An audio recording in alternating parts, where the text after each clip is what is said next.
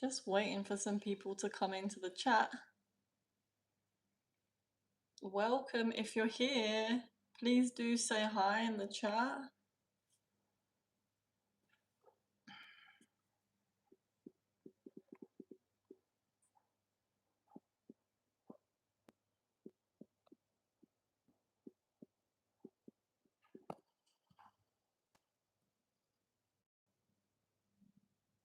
Welcome, everyone. Hi, Gaming Ninja Girl. Hi, Ichi. I can't say, how do I say your name? Ichi, Oni, Fatima, Red Devil. Welcome back. Nice to see you again. Hey, Phoebe. Where is everyone coming from today? Let me know in the chat, guys.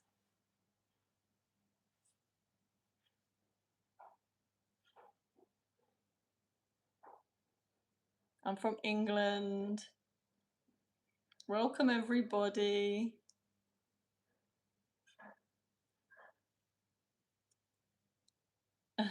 Amazing.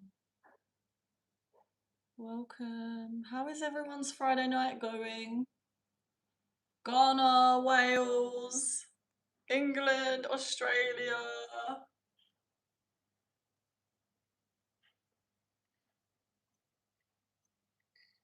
I'm not from Australia, no, I'm from England.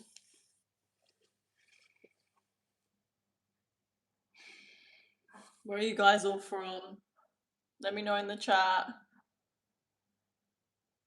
Evening from Newcastle. Welcome. It's so nice to have you all here.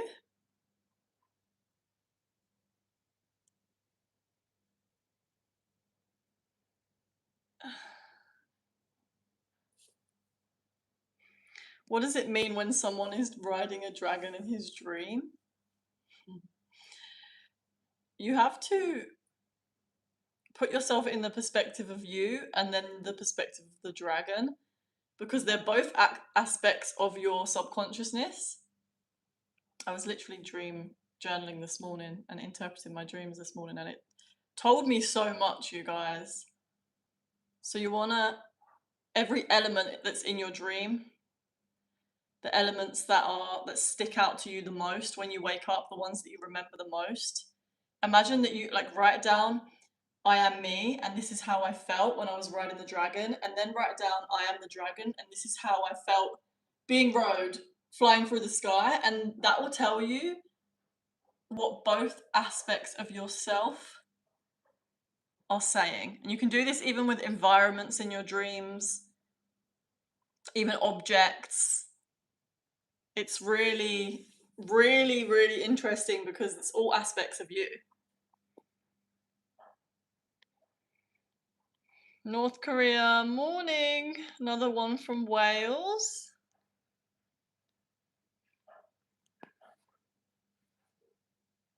I have experienced supernatural behavior in my dog. I think it might be a skinwalker. What should I do? I don't know what that means. I'm sorry, my love.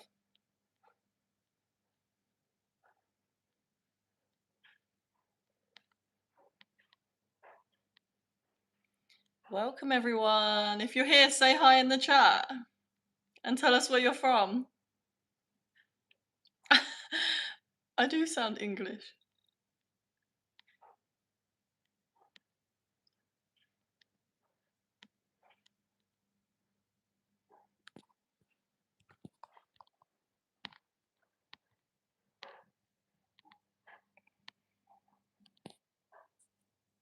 Guys, I'm going to be answering questions all about spirituality, subconscious reprogramming, manifestation, shadow work, all of that kind of stuff. So make sure that your questions are all to do with these kinds of topics. And we can have a deep conversation and go into it.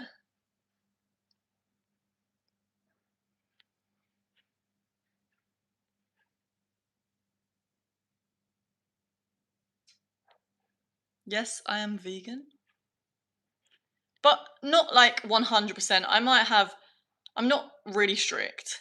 I'm kind of flexible, but mostly vegan. But I don't eat meat at all.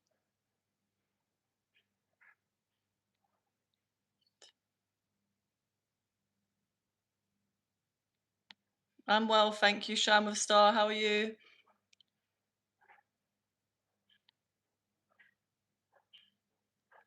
What is spirituality? Spirituality has everything to do with your state of consciousness and nothing to do with what you believe. That's what Eckhart Tolle says.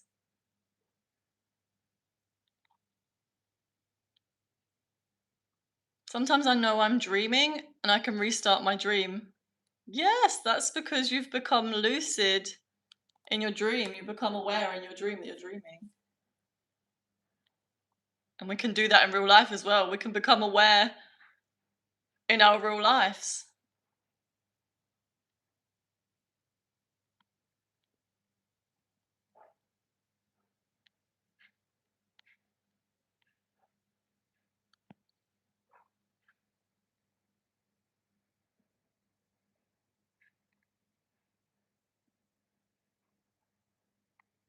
Where can I learn some esoteric stuff? What kind of esoteric stuff do you want to learn about? Maybe you could learn some here. You could definitely learn some here.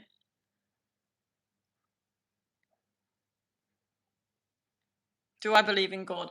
I do believe in God. I don't believe in the man in the sky kind of Christian way of believing in God, but I do believe that everything emanates from the same source and that God is the amalgamation of everything in existence, the source of everything, and we're all just a manifestation of that.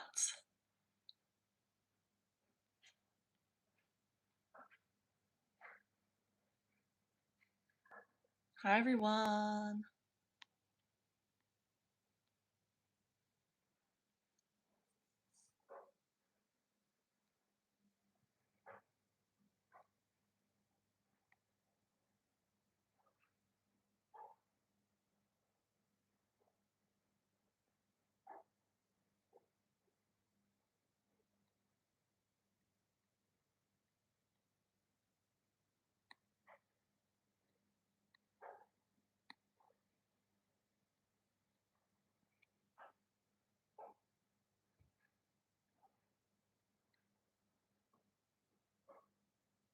Why do we feel sometimes that a particular event has happened to us before?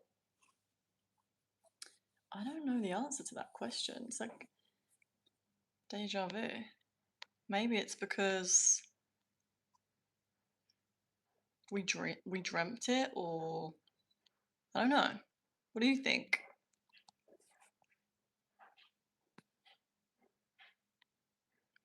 Got a good book recommendation. I have so many good book recommendations. It really depends what kind of books, what kind of things you want to learn. First one that comes to my head is The Power of Now by Eckhart Tolle, or A New Earth by Eckhart Tolle. Both just amazing books that I have read many, many, many times. Also, The Gene Keys by Richard Rudd. Such a good book. Do you believe in soul? Yes, it depends what you mean by soul.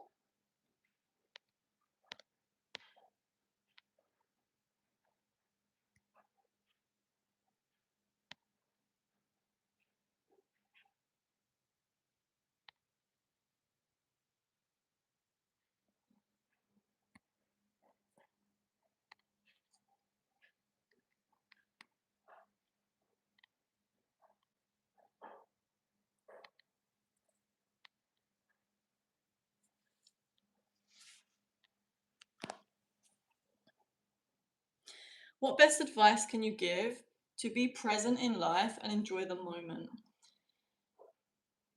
The best advice I would give is to accept what is in the moment. And that even relates to how you feel on the internal. So if you can accept how you're feeling right now, you release a lot of resistance. Because a lot of the time we're fighting the truth of how we feel. Other than that, using your senses to come into the present moment, putting your focus on what you can feel, the temperature, what you can hear, what you can smell, what you can taste. That's the entrance into the spiritual realm. So you can start there. Listening to the sound of your breath.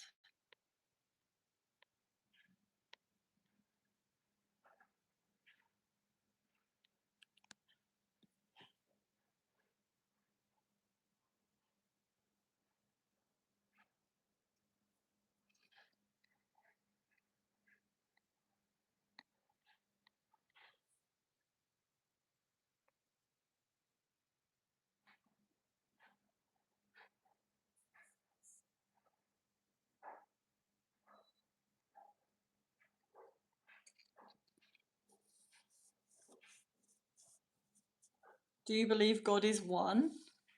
Yes.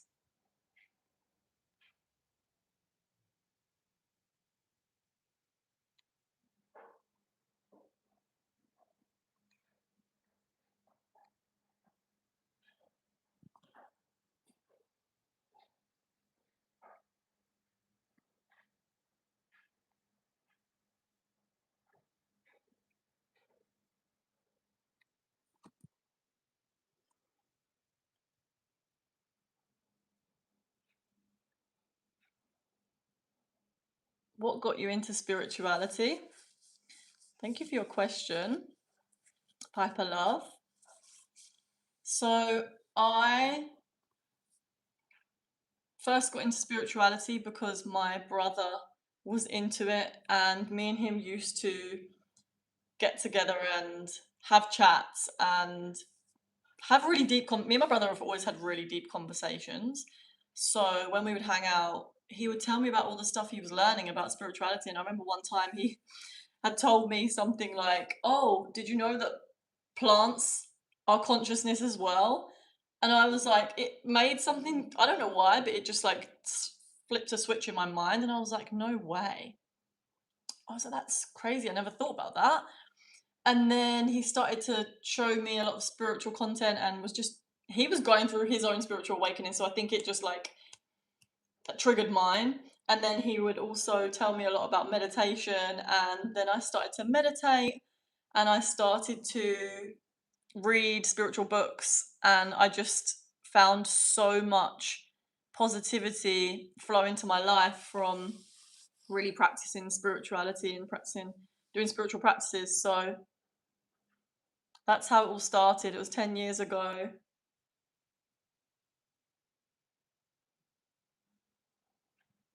No, I'm not Christian. I'm not religious. What's this channel about, guys? This channel is all about spirituality, manifestation, subconscious reprogramming, all of that good stuff. If you find it boring, it's not for you.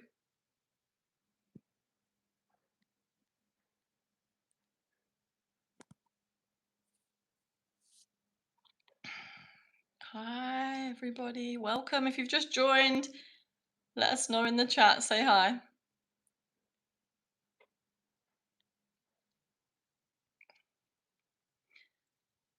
Do you know about the pineal gland? Yes, I do.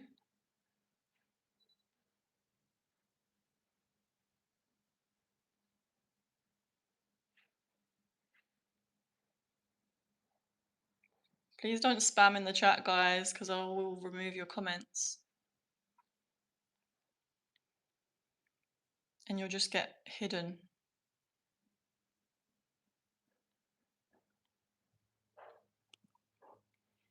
In spiritual terms, what does the sudden left ringing in my ear suggest?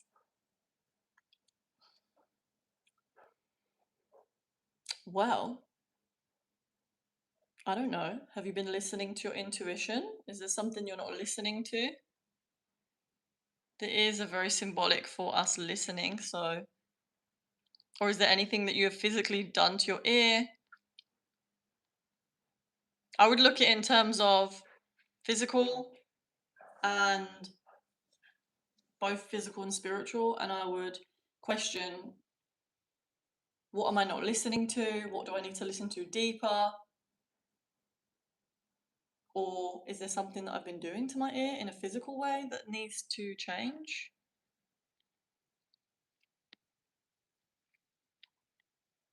You can also ask yourself, whenever anything physical happens in the body, something that you want to heal from, a really useful technique is to go inwards, get yourself into a meditative state, and ask yourself, what is it that this is trying to tell me, whatever the ailment is? And that is a really good way to start tapping into the infinite intelligence in your system that runs our system. And if anyone wants like help with that and wants to go deeper with that, I am opening up for one-to-one sessions next week. So if you're interested, then send me an email.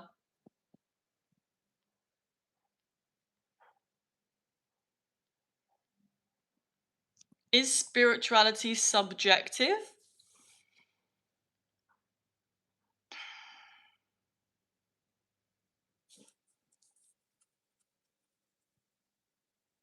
I don't know.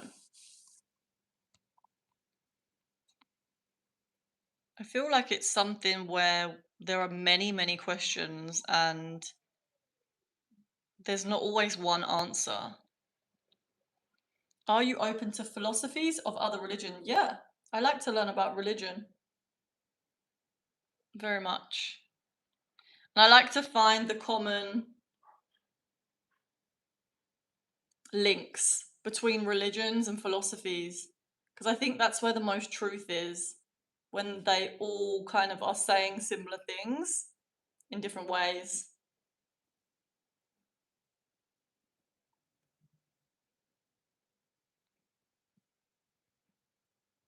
What is spirituality? So Eckhart Tolle defines spirituality as it's basically your state of consciousness. It has to do with your state of consciousness.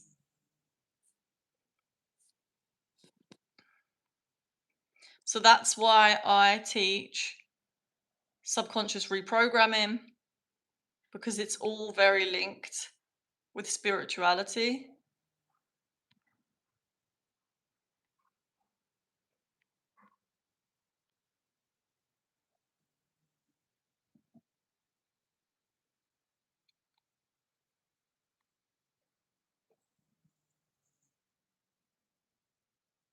My name is Amy. The views on the Bhagavad Gita. You know what? I have the Bhagavad Gita, but I have not read it yet. I have read a tiny bit and I haven't read anymore. So I can't say.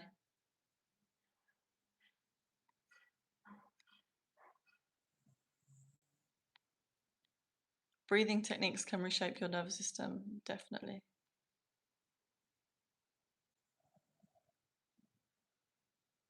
Guys, I'm removing comments that aren't to do with the topic, so... And you'll be hidden from commenting again. So just be conscious when you're commenting so that we can have really interesting conversations. Have you seen Sadhguru videos on your spiritual era? Yes. How do you practice spirituality? There's many ways that I practice. I have many different spiritual practices. So meditation is one that I do all the time. And there's many different ways to meditate. I love to sit in stillness. I love to use visualization to call in things that I'm calling into my life. I love to do shadow work. I love to journal. I love to dance, do movement meditations. I love to speak to the universe and my spirit guides, my higher self. I love to do higher self work. Been doing a lot of that recently. It's very good. What meditation practices do you do? Thank you for your question. Okay, so like I said, I love to do stillness. Just sitting in stillness, noticing what's going on, sitting in nature. Beautiful meditation practice. I like to just be really present throughout my day. When I'm eating, I like to sit down and have no other stimulation, but just be with the food, enjoy the moment. I like to do like connecting with the heart meditations, really good, where you feel the love in your body and then you can consciously increase the amount of love that you're allowing into your system and then you can send it out to others. Let's see what else. There's honestly, guys, there's like infinite ways you can meditate. Just get creative. Meditation is just focusing on something. So, do you believe in God? Yes. Have you studied non-dualism? Not really.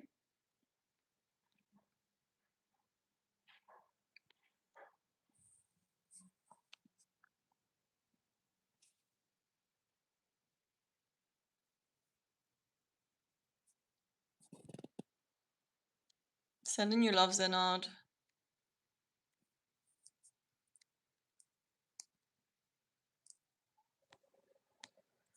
Can you astral project?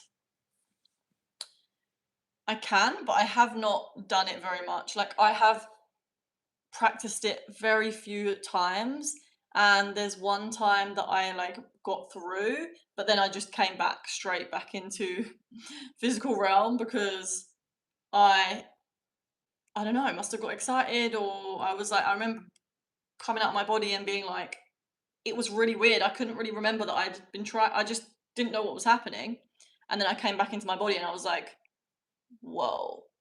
But that's as far as it went. So can I astral project? I mean, I'm not exactly the most skilled. I have a lot of lucid dreams. My dreams are very active, but I'm sure that if I practiced astral projection, then I would be able to. I just don't really put that much energy into it. Please explain about religion. What do you want to know about religion?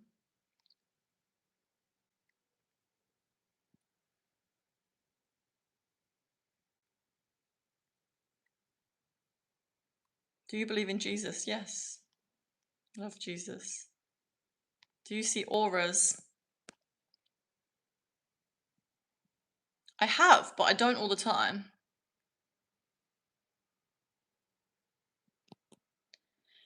Do you suggest doing yoga to deal with ADHD? Yeah, if it works for you, then 100% yes. And meditation, 100%. Yoga and meditation are it's that some people would say that yoga is meditation. It's just different types of meditation. It's the same principle. You're bringing your attention into the body, and so that can be really helpful for ADHD, depending on the person. It's not going to work for everyone, but it can be really, really helpful. So yeah.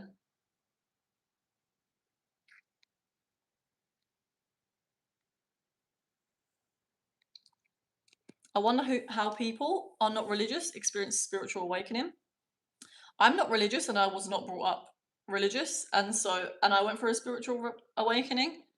So if you want me to tell you about my experience, I can.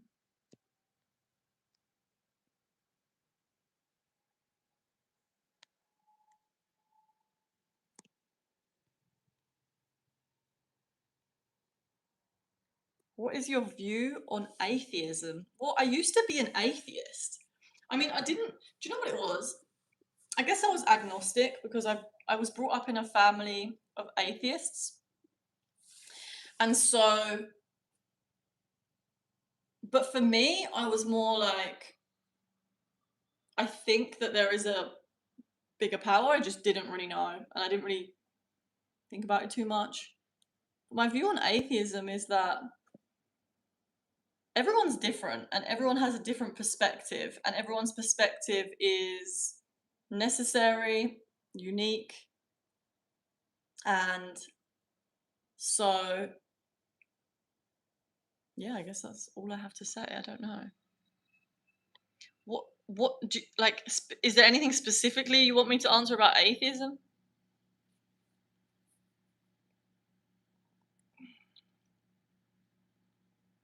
Have you read the Bhagavad Gita?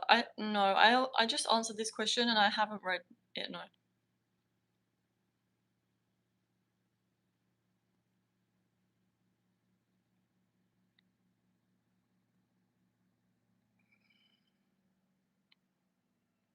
Opinion on astrology. I love astrology.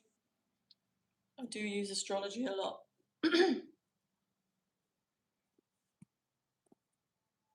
What meditation practices do you do? I already answered this question, but there's literally so many different meditation practices.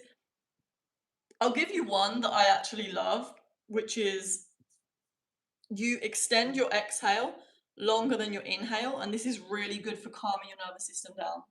It's like a 1-to-2 ratio. So try doing that. And I usually do that at the beginning of my meditation for at least 10 minutes, and that will bring you down into a really calm state. And then I do all kinds of meditations. I do body scans, I do visualizations,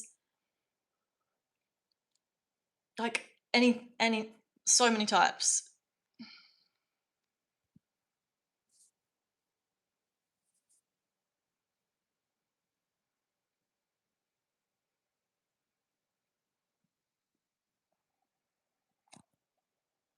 Guys, you don't need to spam your comments. Like, I will read them. I'm just going through them.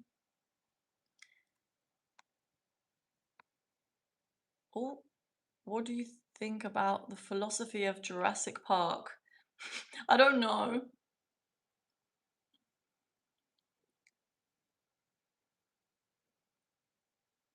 What is the no mind and body?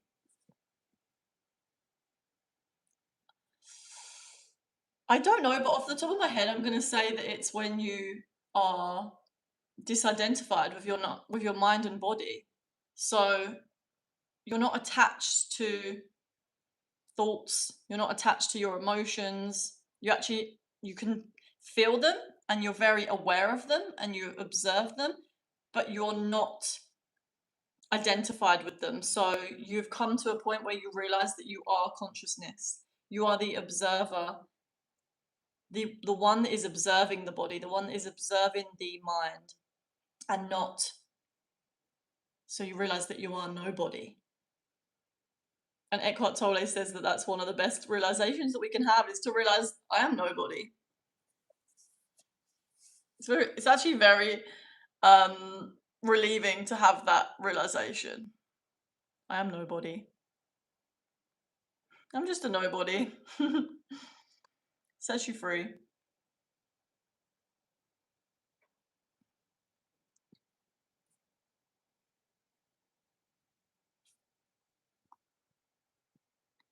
Thoughts on Sadhguru and Osho? I don't really listen to them that much. Hi Anne, welcome.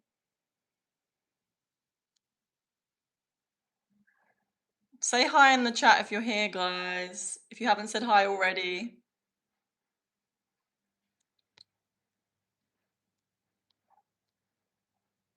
What do you think about Jesus Christ?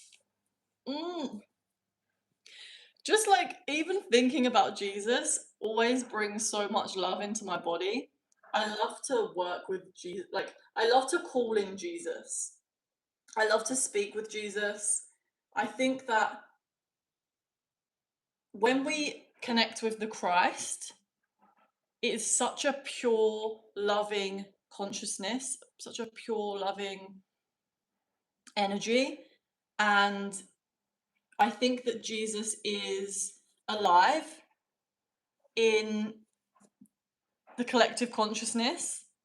I think that he's able to communicate with us through the collective consciousness, through our soul, through our spiritual connection. I think he's here to help us awaken to a more loving species. And I think that Jesus is amazing. I just love him. I have tingles throughout my whole body just talking about him. No one could ever say anything bad about Jesus.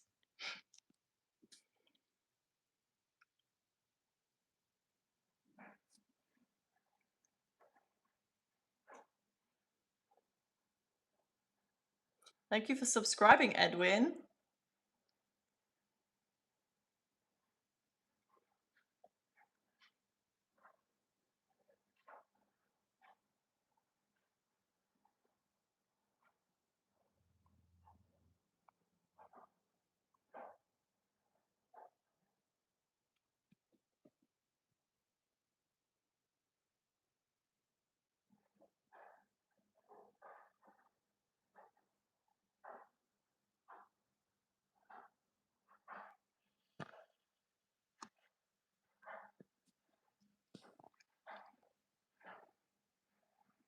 Guys, is there anything that you are struggling with right now that you want to shift? Let me know in the chat and I'll try my best to help you shift. Would you please mind telling new viewers what we are talking about here? Yeah. So it's a spiritual Q&A. So it's literally just ask me anything about spirituality, subconscious reprogramming, anything that you might be dealing with at the moment, any area in your life that you feel really stuck. That's a good place to start. If you have any difficult things that you're trying to shift right now, I can give you my perspective from a spiritual perspective. And I want to help in any way that I can. I do believe in Jesus. Meditation used for mind resting? Yes. Meditation can actually be used for everything. What do you think about science approach to spirituality? I think, like, what do you mean? Hang on, I've lost where we were.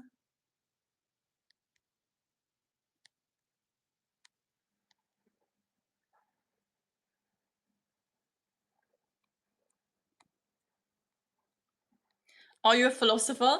I love to learn about philosophy, so whether that means I'm a philosopher or not, I don't know. I guess so. I wouldn't say I'm a philosopher, I just would say I like to learn about philosophy and spirituality and explore these realms. Okay.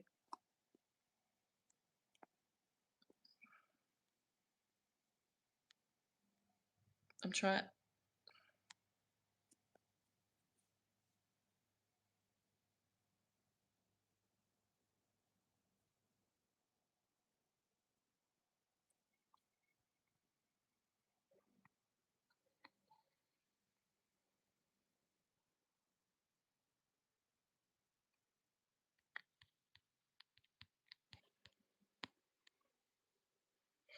Should men practice semen retention? Is it actually spiritually beneficial? You know, there's a book called The Way of the Superior Man, and it talks about this in that book. And it says how semen retention can be very beneficial. So I also hear from my fellow men, brothers, that it can really help to increase your life force or help you to use your life force in a way that is in alignment with your purpose. And so you would have more energy to put into your purpose if you are doing that.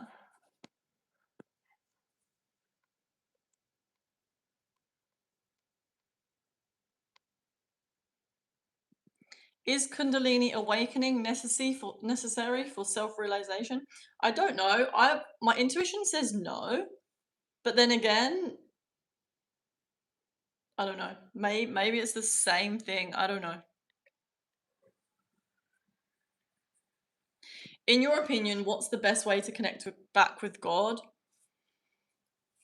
So, I honestly think having a relationship with your inner world is how we connect with God. Going inwards, turning your attention inwards.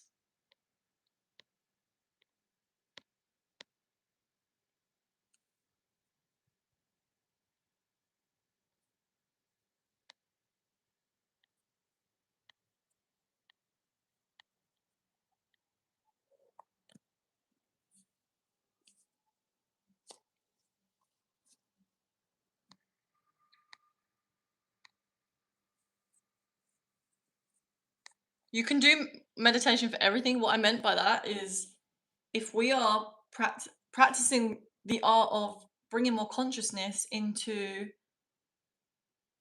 our day, then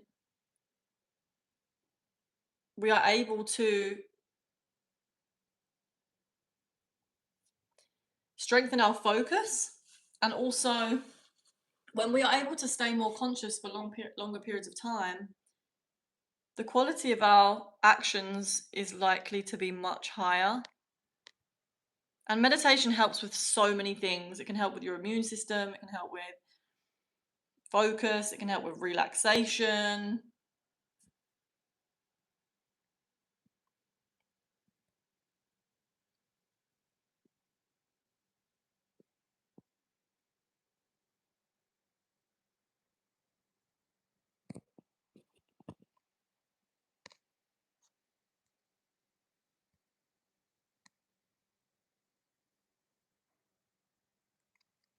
How do you think the universe was created? Well, I don't know.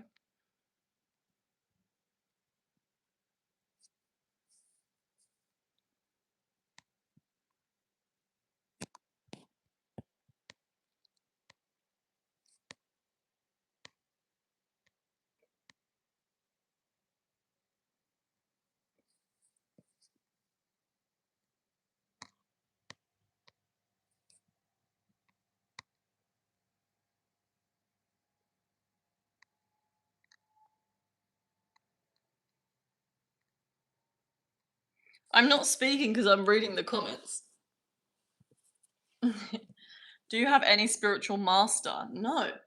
I have many different spiritual teachers that I learn from, and I also just like to learn from life. So I guess that's the spiritual master.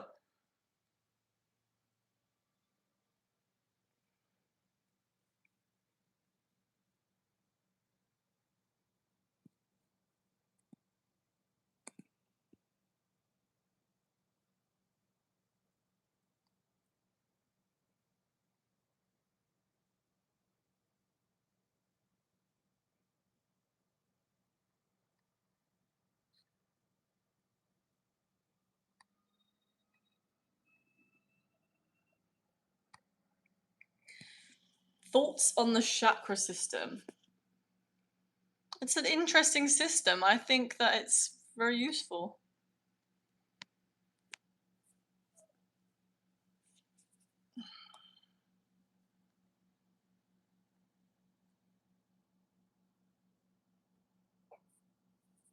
How would you describe your spiritual beliefs? I believe that everything is manifests from the internal world. Everything starts in the mind, and so humanity for humanity to shift into a high vibrational species, meaning for us to live in harmony, for us to bring more peace onto the earth, every single one of us needs to prioritize our internal state. Does having a high body count impact one's spirituality? If you let it, there's a lot of shame around sexuality, okay, in our collective consciousness. And so if you have a high body count, if you perceive that your body count is high and you have shame around that, that will affect your internal world. That will affect how you perceive yourself. And how we perceive ourselves is how the universe, is how our reality is reflected back to us. So our experience is determined by how we perceive ourselves. So if we perceive ourselves to be worthy of less love or not worthy of love because we have a high body count, then we will attract people that reflect that belief. Whereas if you have a high body count but there's no shame around it and you love yourself no matter what, then it doesn't matter how many people you've had sex with. If you love yourself, then you will radiate that out and you will attract people that love you for who you are, no matter what.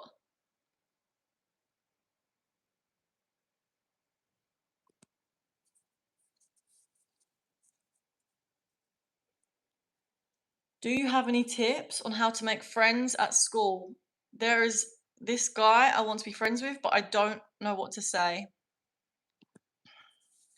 My tip for making friends is to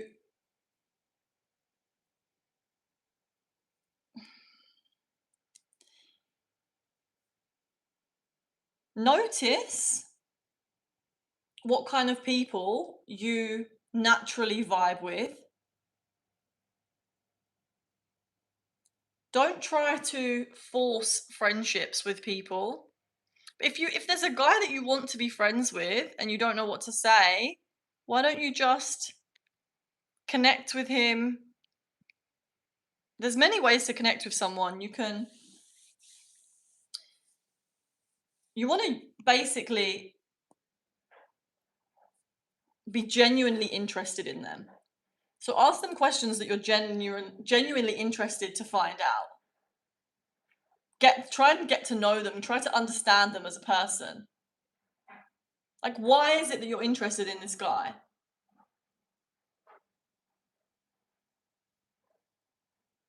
What is it that you want to find out about him? And then find out.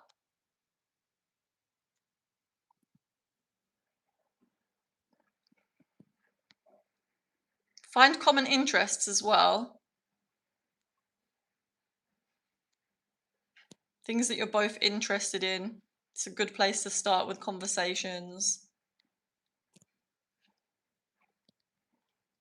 If you want want to go deeper with that, because I had a lot of experiences at school where, like, I've been through many difficult times. I was really bullied at school, so I was like very socially anxious. And now, through all my spiritual practices and doing the subconscious reprogramming work I've done, I have managed to completely pretty much heal my social anxiety. And now I have an abundance of people in my life that I absolutely love. And I went from being really bad at making friends to now I'm very good at making friends and very good at connecting with humans. So if you want to go deeper into it, we can do a one-to-one session. Just send me an email because I'd love to go deeper into that with you. What is the end result of spirituality? I guess to realize that we're all connected and live in harmony with each other. What are your spiritual beliefs? I think I already answered this question, and I don't know if you put this before I answered it, but my spiritual beliefs are literally that our internal state is the most important thing. The biggest priority on earth right now should be tending to our internal state, making sure that our internal state, we are clear, we are tapped in with our intuition, we are fully empowered beings. That is the most important thing. And harmony will flow as a result of that. What's your top 3 spiritual books? Okay, I already said 3 earlier, so I'm probably gonna give you guys another 3. Let me think. But it's like this. Gene Keys has to be in there. I love the Gene Keys. The Gene Keys is so good. It's an explanation of the spectrum of human consciousness, and it gives you all of these different characteristics of humans and the human psyche, and it tells you it basically explains that each of these like characteristics or archetypes we all experience, they all have a shadow expression, a gift expression, and then a siddhi expression, which is the highest vibrational expression of that characteristic. So it's so amazing. You can find out what patterns you have in you and where you might be expressing them in a more shadowy way and then how to express it in as a gift. So good. And then another 2 spiritual books that are really good. Aaron Abkay, I can't remember what his book was called. Let me get it up because I actually made an Instagram post saying the best spiritual books that I recommend. So I'm going to get that post up and then I can tell you guys. Okay. The Three Beliefs of Ego by Aaron Abkay. This is quite a new book and it's really good. The Completion Process by Till Swan. That's a shadow work process. Highly, highly recommend.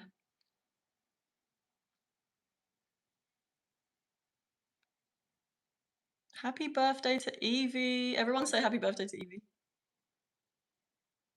Sending her love and blessings on her birthday.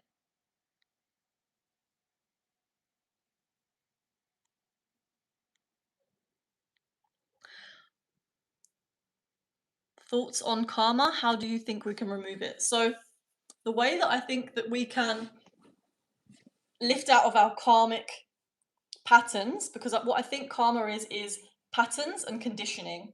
So, it's all to do with becoming conscious and aware of the pattern, and then you can not play out the karma. Because what we're doing is playing out subconscious conditioning that has been accumulated from living in this society, the collective, and from accumulated emotions, beliefs that we have taken on, and all of this stuff. So we can do by, for one, reprogramming your subconscious is going to help you change your karma. And just being part of that is being aware of it. You have to become aware of patterns in order to change them. So it's a constant process, guys, throughout your whole life. Once you get on the spiritual journey, it doesn't ever stop. Like, you're gonna probably be doing it all the time. Like, for me, I'm constantly doing it every day. Every day there's a new spiritual lesson that is learned and a new thing comes up. Hi, Time and Tide. No worries, love. Thank you for coming back. It's nice to see you.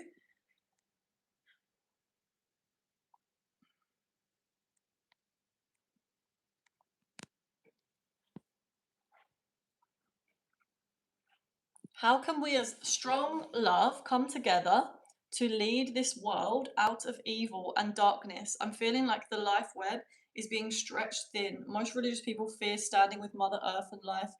Honestly, I think the most powerful thing that we can do is focus on our own internal world. Start cultivating love in your own system by being compassionate for anything that comes up, any emotion that comes up, any thoughts, like any patterns that you notice. Being compassionate for ourselves is the way that we will start to spread compassion out into the earth. There's no point in trying to change other people. We can help other people, we can support other people if that's what they want, and with our own gifts, but we can only do that when we have already tended to our own garden, our own inner world.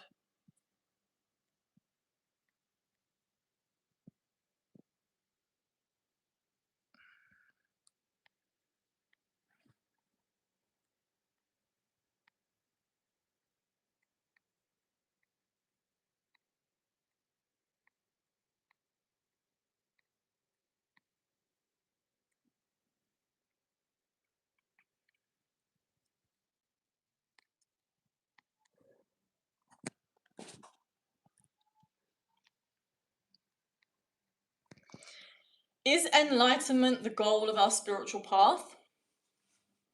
I don't know the answer to that question, but I know that Till Swan answered this, and I think she was saying that, I can't remember what she said, so there's no point in me trying. Intuitively, though, I would say that harmony is the goal of our spiritual path, to bring more harmony to the planet.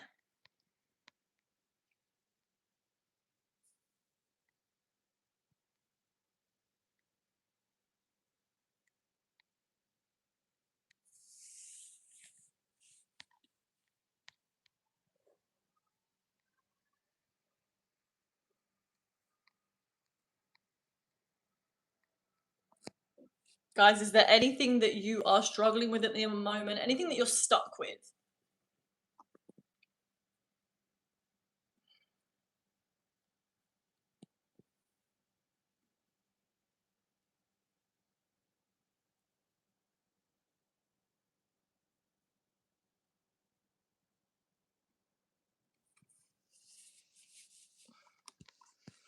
What's the main thing that you've been stuck with in your life recently?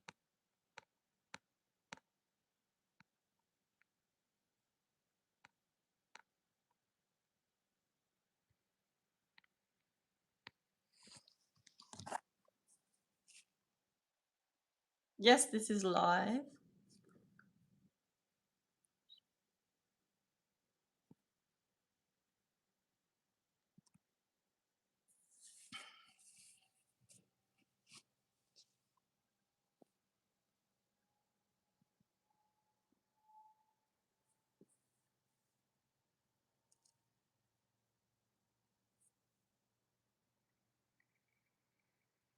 I feel like girls are a different species. It's so hard being around them without putting them on a pedestal. This is something that I have actually experienced in my life, is putting people on a pedestal and it affecting me quite deeply actually. And what happens when we put people on a pedestal is we end up pushing them away. And so it really is it's healing parts of yourself that deem themselves to be not worthy enough. And maybe it will be for you, I don't know if it's every single girl or if it's just certain types of girls, but it really is a reflection of how you are seeing yourself, what they are triggering within you when you speak to them. So notice when you're speaking to a girl and you feel triggered, you feel like maybe you go into a panic or you feel like you can't be yourself or might get sweaty or shaky or you just feel like you can't speak properly or something like that. And this is just me speaking from my own experience. Tell me if I'm wrong, but when that happens, the way that I've healed this in myself is to put my attention in my body. So whenever that trauma, because it's a trauma response, what's happening, you're triggering a belief inside of yourself that you have adopted from probably a very young age. And so you can do shadow work to heal that. But the main thing you want to do is to put your attention on it and send yourself compassion. Tell yourself, I'm completely here with you now. And feel it. You really want to feel it. But again, if that's something that you want to go into deeper with me, I would love to help you. So just send me an email and we can go through it one to one.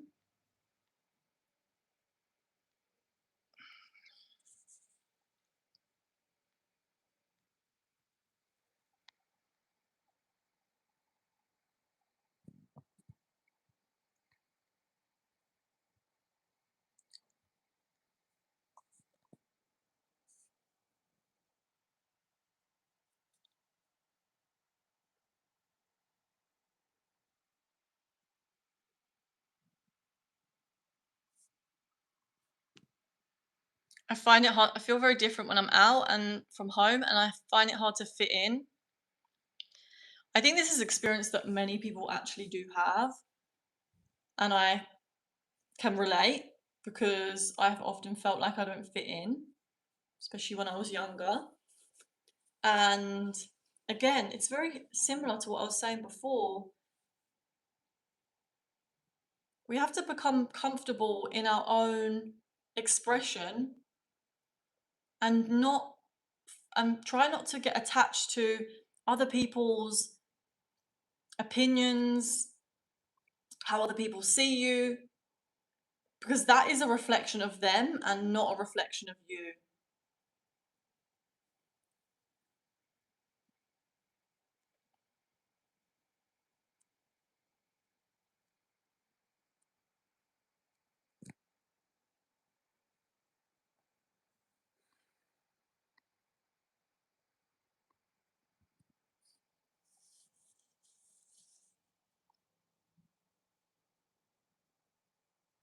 Like, I really think the weirder we are, the better. It's like when we're really weird and we don't fit in, it's probably because we're just, you know, being more authentic.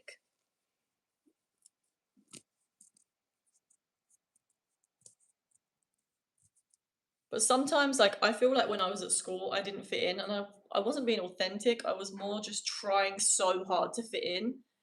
And that's what made me feel like I didn't fit in because I was trying so hard to fit in with people that didn't care about me, didn't actually want me to be their friend. That's what made me feel like I didn't fit in. Whereas if I was to just if I had just been authentic and not really, and I wasn't attached to whether people liked me or not, then you actually end up attracting a lot more people.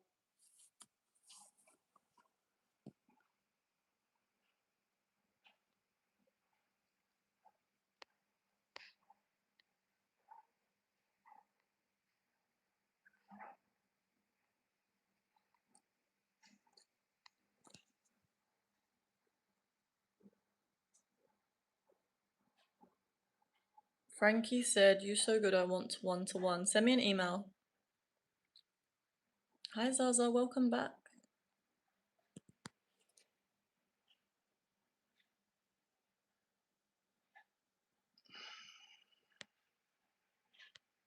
What happens to your spirit when a person dies? Is heaven and hell real? So I love this question because I have been researching near death experiences for a little while now, over a year, and I've found out a lot of interesting things. There are tens of thousands of reports where people have died, left their bodies, and come back to life. All you have to do, guys, is go on YouTube and type in near death experiences and see how many people there are that have died, crossed over, and come back to life, and they have stories to tell.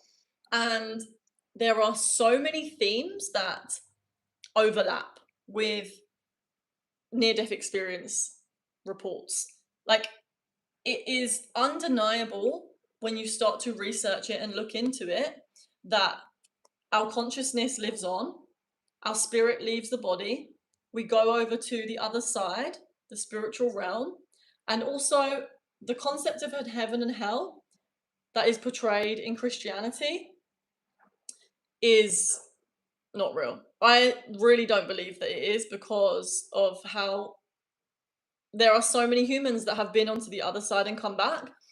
And this concept of heaven and hell, in the way that Christianity portrays it, is not accurate to what people are actually experiencing.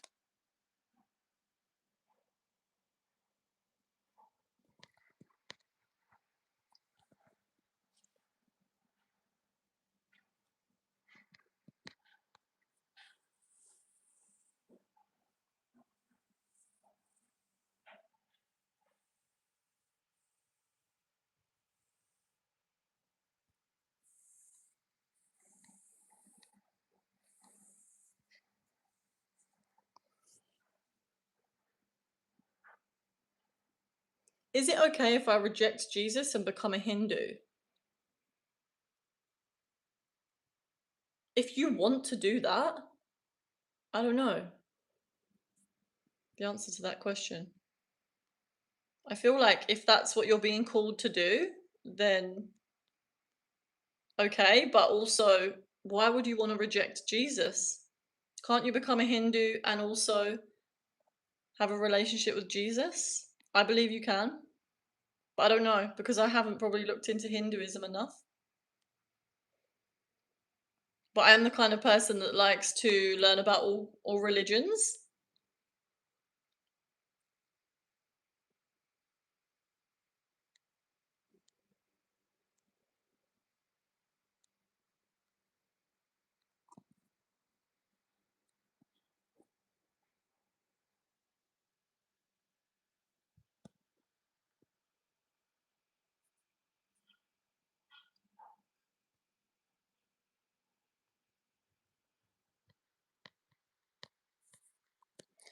Struggling with getting clean.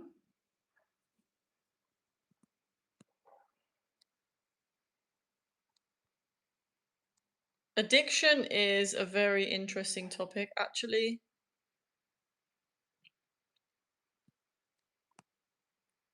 I read in Food of the Gods by Terence McKenna that we're actually creatures of habit. So he says that there's no such thing as a addictive personality. I think that's what it says. But also, because we're creatures of habit, we all have addictions. But when it comes to getting clean, and I don't know what it is that you're trying to get clean from, could you tell me? If you don't mind sharing. The more specific your questions are, guys, the better it is for me, because it's harder for me to answer when they're vague. So if there's something that you are stuck with, then try to be specific, as specific as you can.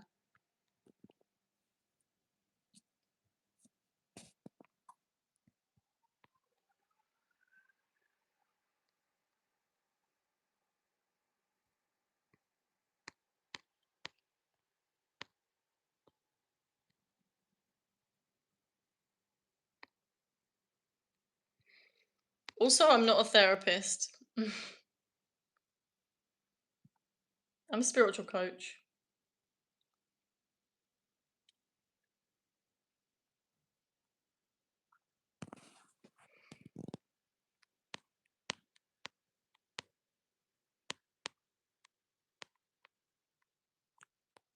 Is anger necessary in any phase of life? It's important for us to be able to express all of our emotions. And a lot of the time, we suppress our anger because we have shame around anger. But it's important that we are able to express the anger in a healthy way. And so if you feel angry, because we all get angry, and it's important that we express that, because there are things that make us angry, and underneath that there are needs. So you can, if you're ever feeling angry about something, it's a really good idea to write it down. Like, just let it all out, like a emotional dump. Just letting out that I feel angry because I hate it when I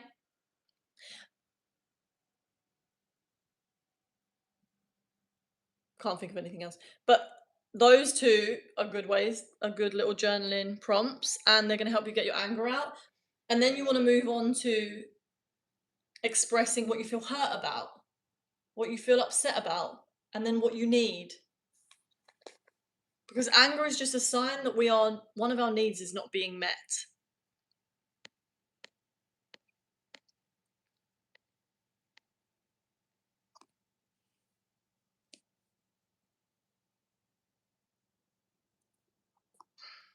Hi, Dan. Welcome back.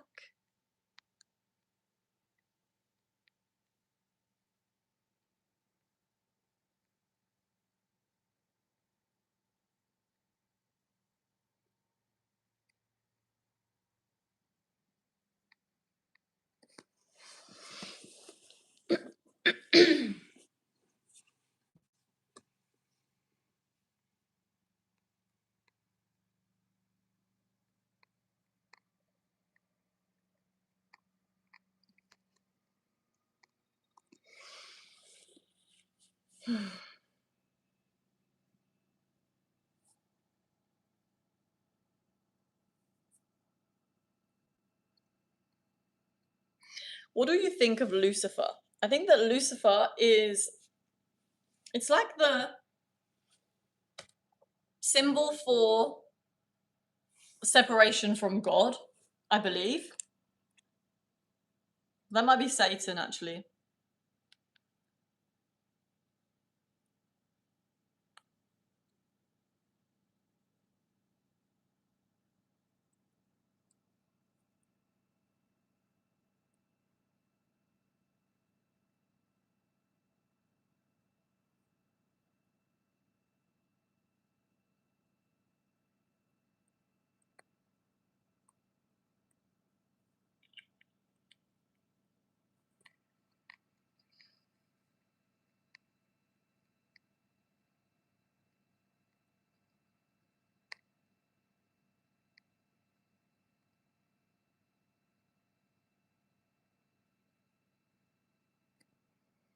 Heaven and hell exist. It's present in our real society. When we tell about any concept, we should think with broader mindset and understand meaning rather than just following blindly. Yeah, I agree.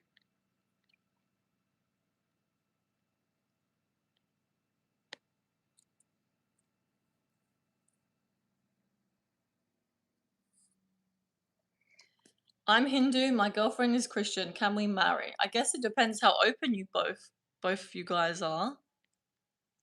No, I'm not Christian. I'm not religious.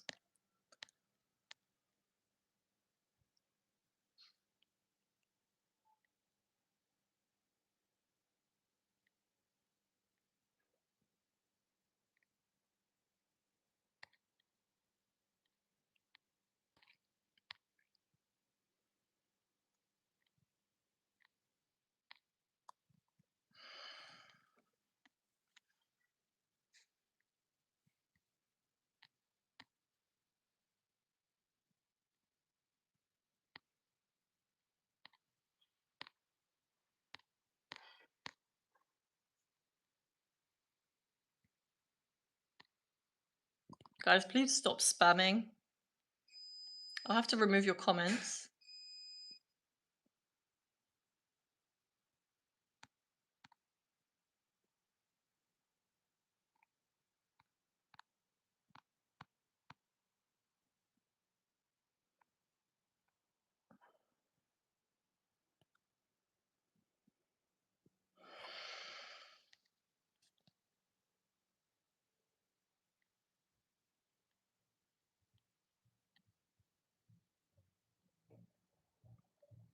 Guys, what are you currently stuck with at the moment? What's the one thing that is keeping you stuck in your life? The one thing that you're struggling with the most at the moment?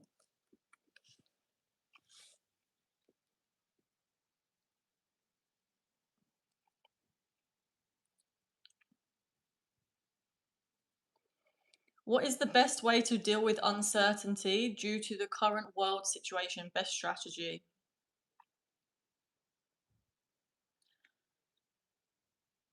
So, first of all, the first thing that comes to my mind is that we need to become comfortable that uncertainty is the only certain thing in life. The only thing that we know is going to happen is that we are going to die or that we're going to go to sleep. The only two things that are certain is that we're going to die and that there is going to be change.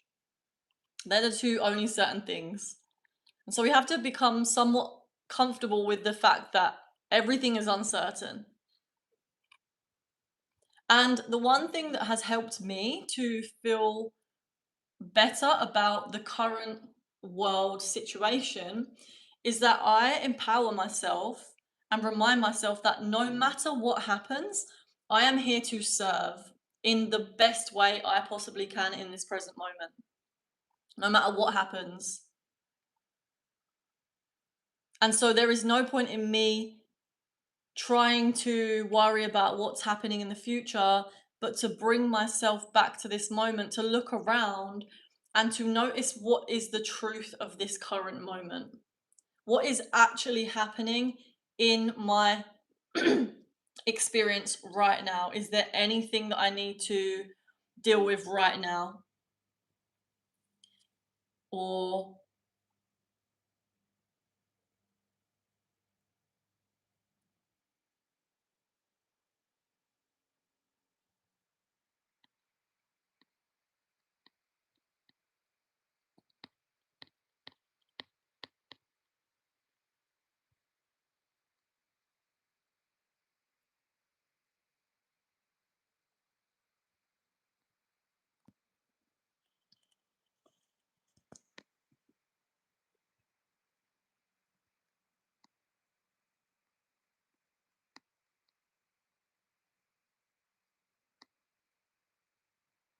do you think humans are morally good enough for the concept of heaven? I think that our essence is love.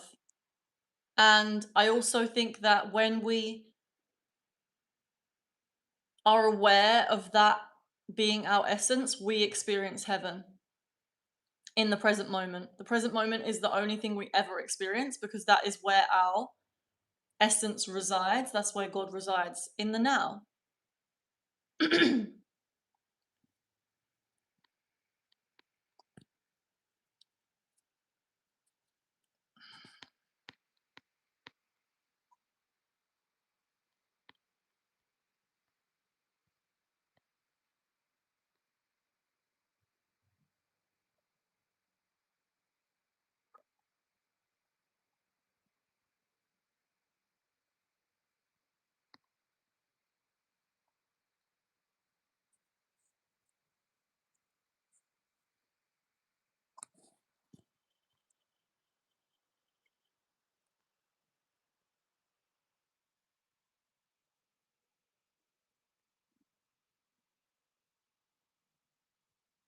You know, there's someone said we're gonna die brutally, and I actually feel like I found a lot of comfort watching near death experience videos because even like some of the people, a lot of the people that go through really difficult deaths, they actually leave their body before they feel any pain. Some people have said that they felt pain, but most people that I have listened to their reports, their soul leaves. You don't have to experience like excruciating brutality. So that's quite a comforting thing.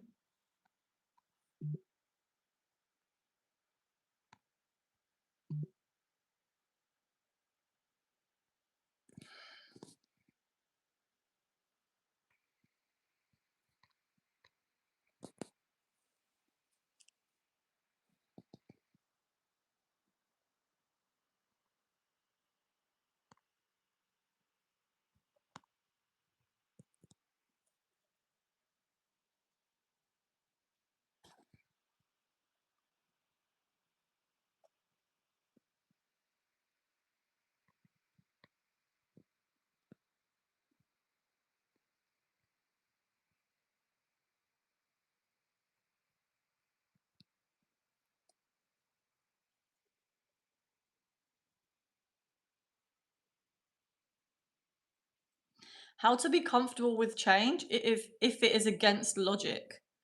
Can you explain to me how change is against logic? Okay. Oh, okay. What you're saying is how to be comfortable with a change if that change is against logic. Can you give me an example?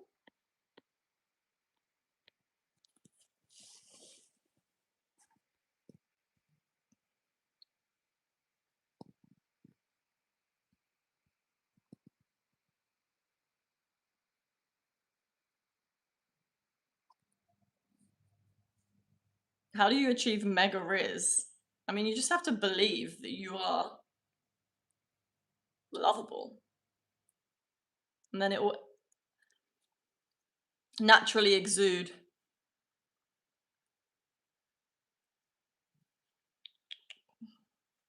Believe that you are love, and you attract love.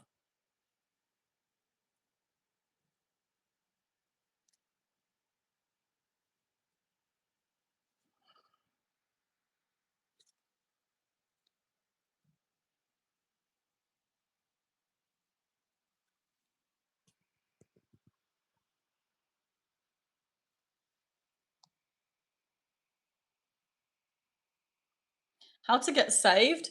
Well, I believe you can only save yourself. We have to work on our internal worlds. We have to level up our state of consciousness.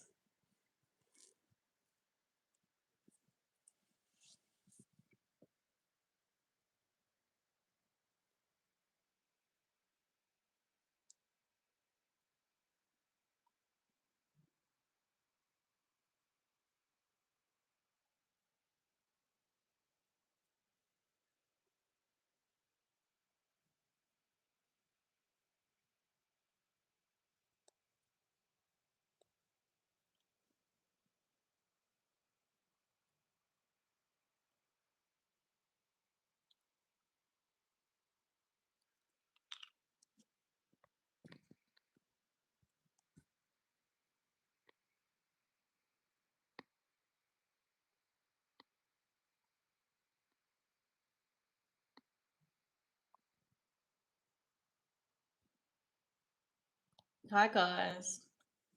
Welcome to the chat if you're new.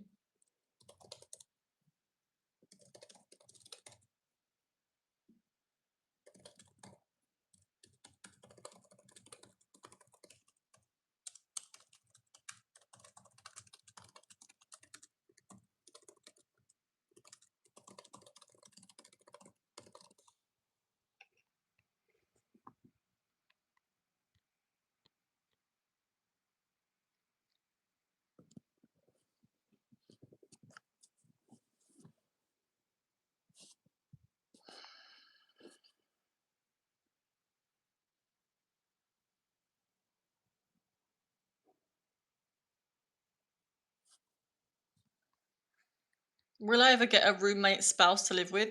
My advice to that would be to ask for help from your spirit guides. Guys, one thing that I really do stand by is when you talk to the universe, you talk to, it doesn't matter what you call it, what you connect with. Maybe you connect with angels, maybe you connect with spirit guides, your higher self. It's all you anyway. But when you ask God for help, the universe for help, you will receive guidance, but you just have to quiet your mind enough to hear that guidance. So sitting in stillness, maybe an hour a day, but not even, you don't have to do it an hour a day. If you don't usually do that, then I would even say like 1 minute a day at first and then work up to it. Start learning how to clear your mind, how to observe your mind, observe your feelings, disidentify with them by putting your attention on them. And so when you put your attention on your feelings and your thoughts, you realize that you are not your feelings and your thoughts, you are the one observing them.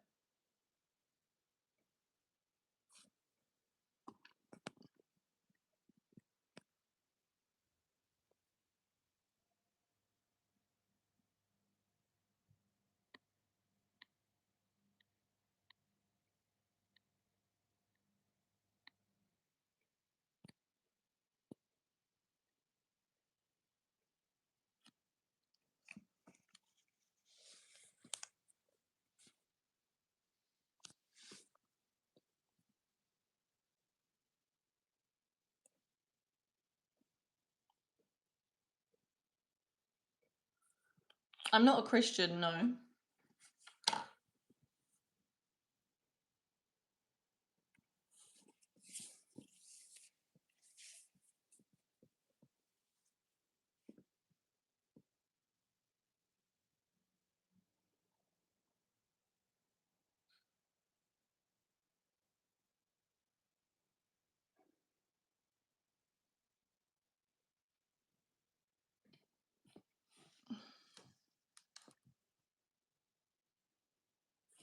What is your best advice for anxiety?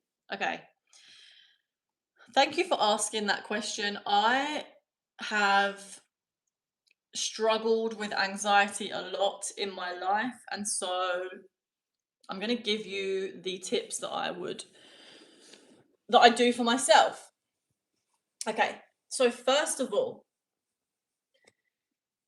one of the ways that you can help to, okay, so with anxiety, I feel like it's a lot of energy being used in the mind, and we're either thinking about the past or future. And so we want to find ways to burn up that energy. So exercise is amazing for anxiety. If you can do something that is going to really get your heart rate up, even for 20 minutes, that will help you to reduce your anxiety. Another thing you can do is if you wake up with anxiety or any time in the day, what I would usually do is I will write down exactly how I'm feeling. Don't worry about how negative it sounds. Brain dump it all out. Literally, oh my God, like you could literally write down, I hate my life, da da da. Obviously, you're not going to believe it, but the whole point is you're writing it down, you're getting it out, you're burning up that energy by writing it all down. And then you can look at that, what you've written down, and you can reflect on it. You can ask yourself, is this true? Is this 100% true? How can I know that this is 100% true? And really start to question what it is that you're thinking. Because Every anxiety is just a reflection that you're thinking thoughts that are out of alignment with your higher self. And so you really want to question what it is that is that is going through your mind. Notice what thoughts are connected to the anxiety. When you go inwards, when you send your attention into the body, look into the body, and with your conscious awareness, send your focus into the body, scan your body for where this anxiety is located, put all of your attention on it, and just keep your attention there and really listen to what thoughts are connected with that anxiety. There's always a thought connected to your emotions because it's like a loop. We have an emotion, then we have a thought, and then we have that thought creates another emotion, that emotion creates a thought. So when we put our attention onto the emotion, it breaks the pattern. It stops the loop. So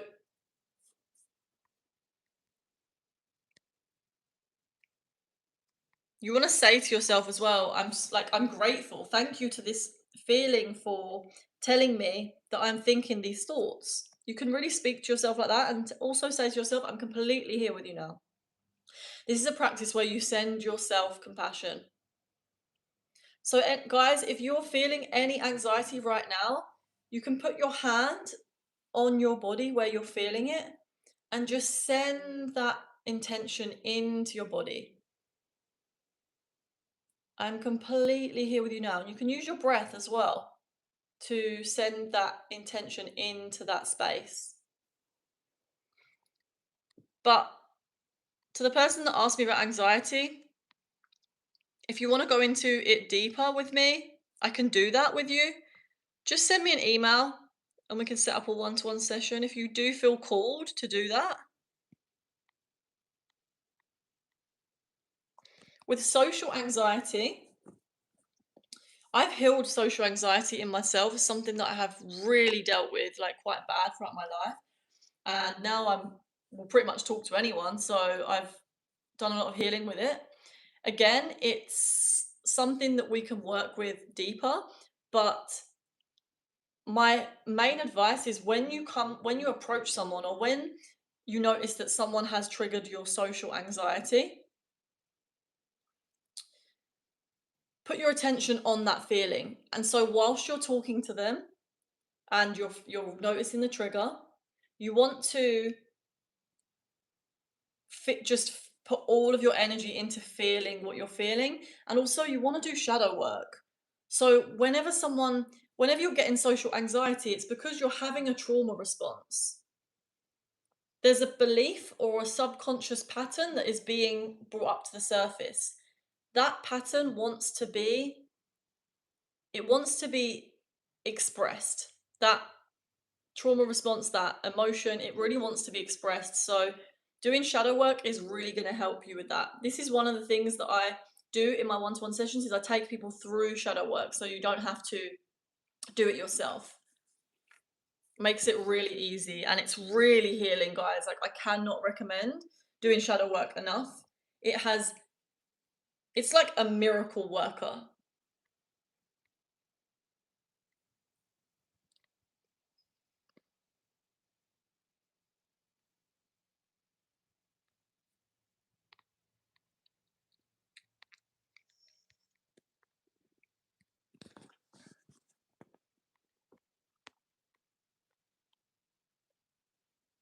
What is the best moment in your life? Every moment.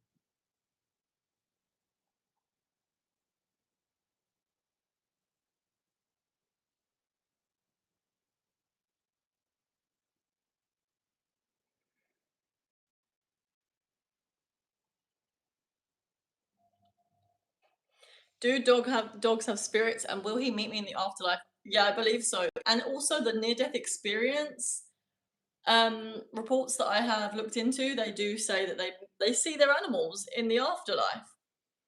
And I feel like you can feel it. Like when my dog passed, I can still feel him. I don't feel like he's gone anywhere. He's still here. He's in my heart.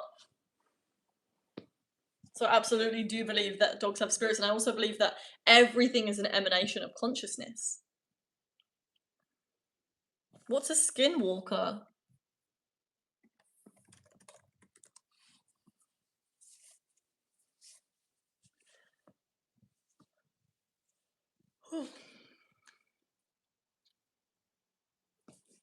You're welcome, Frank.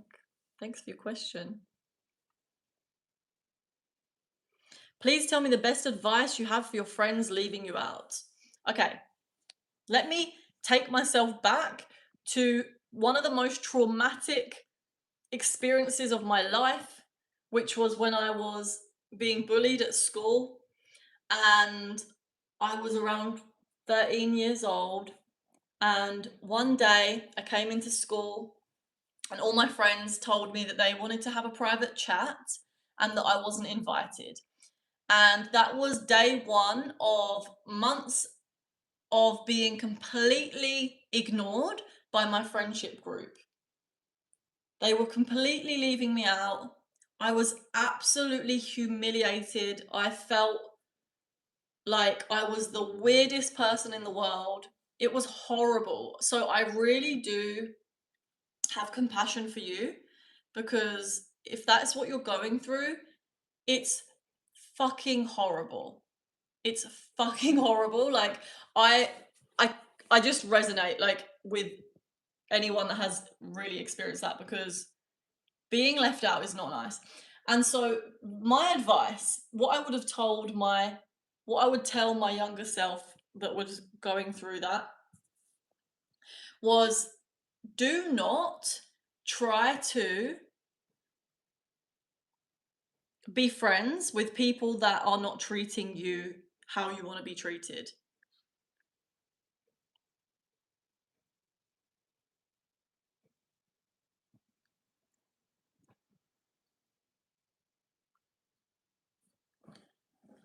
Connect with people that show you love, and the ones that do not,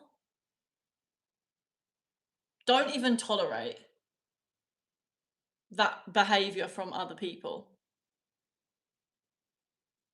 Realize that you deserve all the love in the world, and that you are capable of finding friends that will love you and that will treat you right. If people are not doing that, move on from them.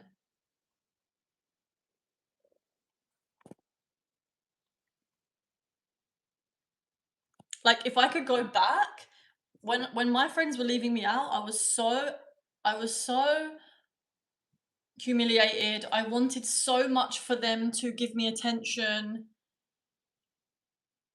If I was to go back now, I would be like, I don't want to be friends with people like that anyway, you know?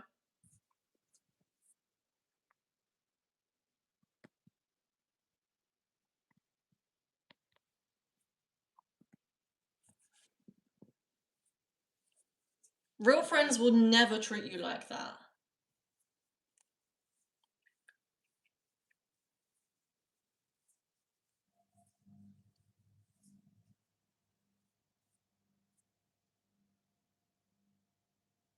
Thanks, Dan.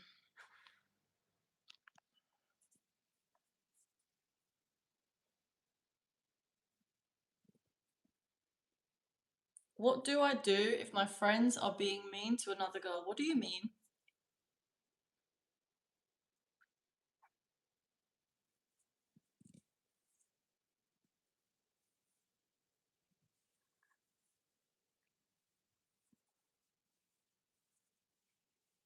Honestly, guys, we have to choose people in our lives that we have to start realizing that we have a choice to choose who we want to be friends with.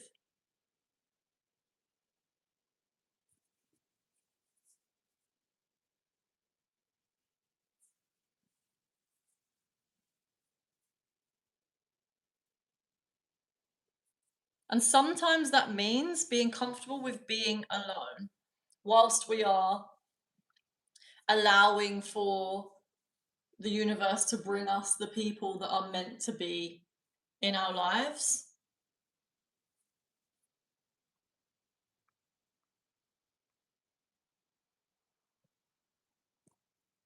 Because sometimes there are moments where, like for me, when I've decided, okay, I'm going to start having a little bit more, like way better boundaries on what I'm going to allow in my relationships. There's a time period where I was actually quite alone and had to become really,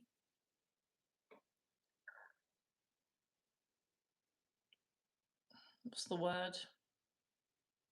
Comfortable with my own presence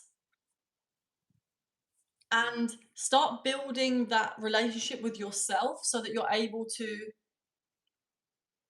express love outwards instead of trying to always get validation from the external. And it's not to say that we don't need people, because we do. We're social beings, but being able to be in your center is going to give you so much empowerment when it comes to someone else crossing a boundary.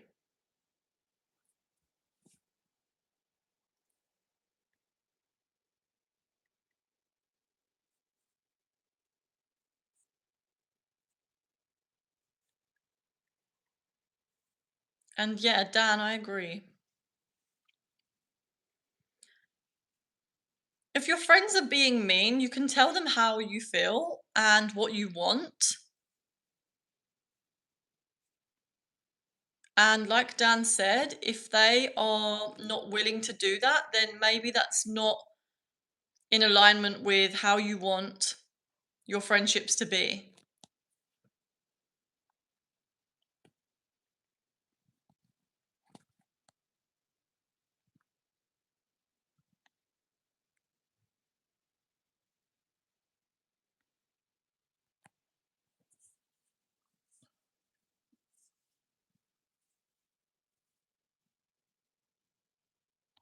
There's an abundance of people, guys.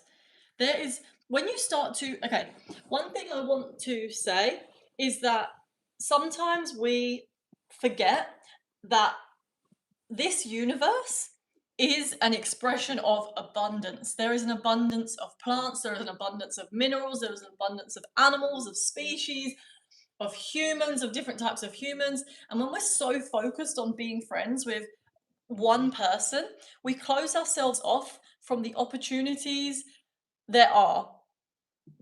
We close ourselves off from the other amazing humans that we could be having as friends. And so when a friendship doesn't work, take that as a sign that that friendship is not for you. There is something else out there that is way better for you. And anything that was not meant for you, anything that you lose, was never meant for you anyway. Because anything that is. Okay, I lost my train.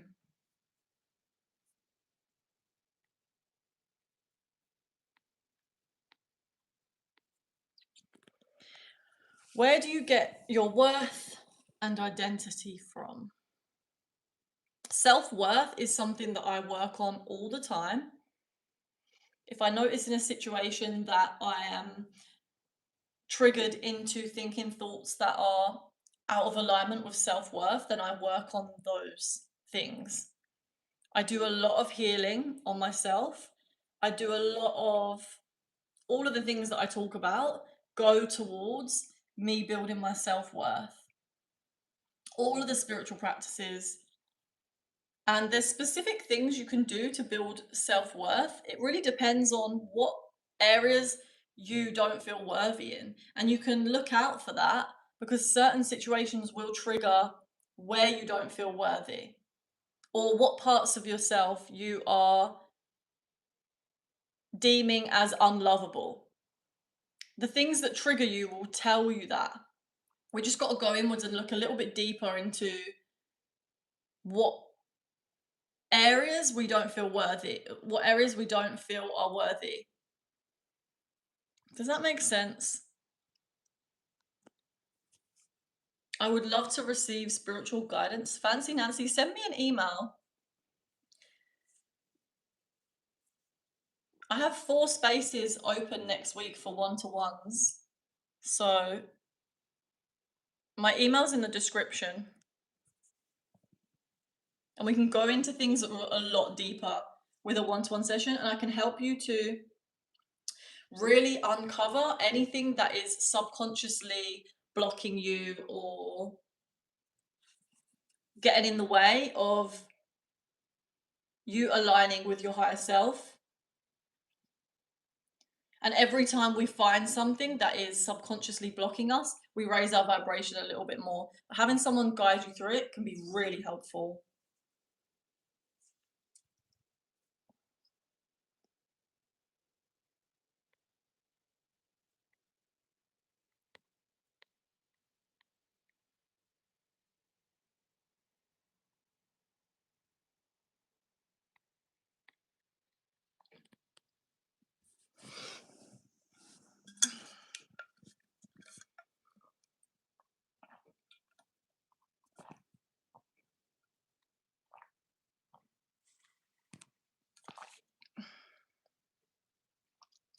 Jackson, you said please answer, but I didn't see a comment from you. Can you write it again?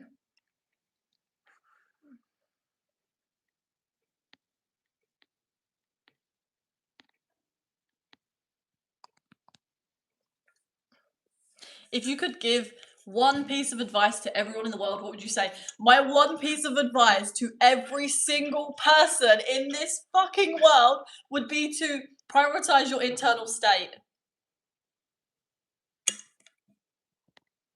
Prioritize your internal state because everything flows from your internal state. Everything. Your internal state is the cause and everything else is the effect. Mind is the cause. Our thoughts, how we perceive ourselves, what we believe about ourselves.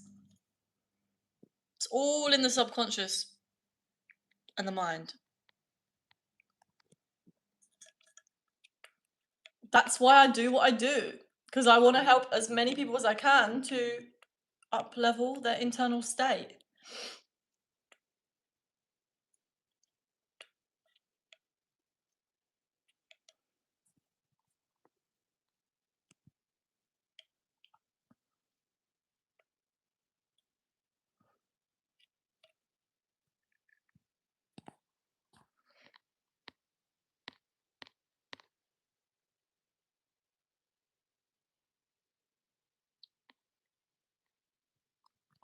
Do you read books? If yes, what are your top 5? I mean, I read some of them out earlier, but I'll give them to you again.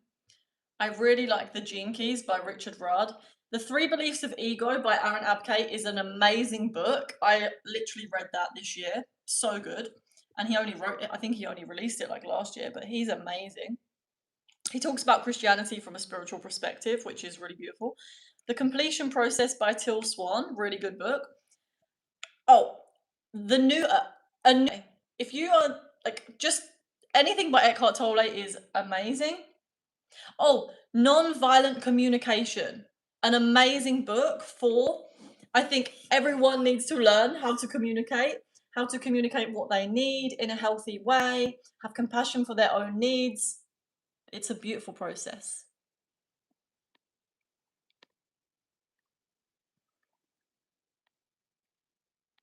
Do you read the Bible? No.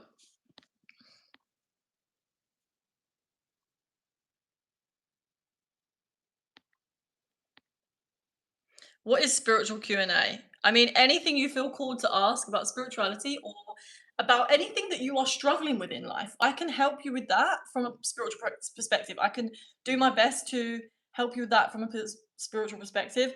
Anything that you find is keeping you stuck at the moment, anything that is the biggest difficulty, challenge in your life right now.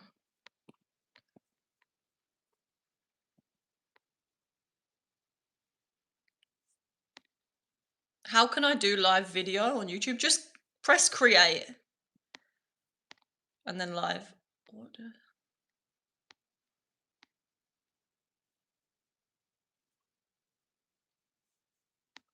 In your opinion, can someone have a relationship with God without religion? Yes, because God was there before religion existed. God was there before humans existed. Well, I think so. I think religion is a manifestation that humans created.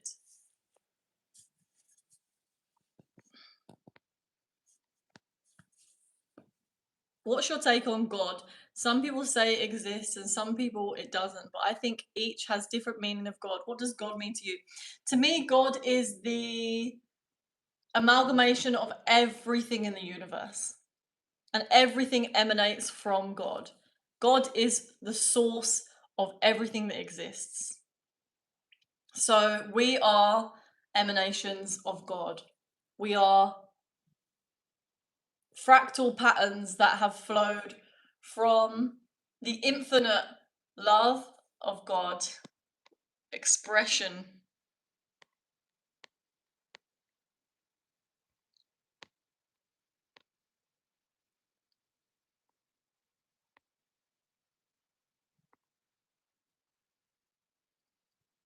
Do you believe Jesus Christ is true source or true spirituality? I don't know what you mean.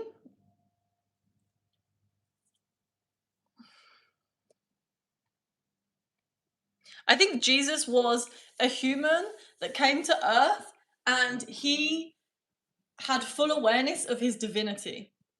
Therefore, he was like he. I think the whole thing of like God, Jesus being God in human form, it's like it makes sense because he just knew that he was a divine human being.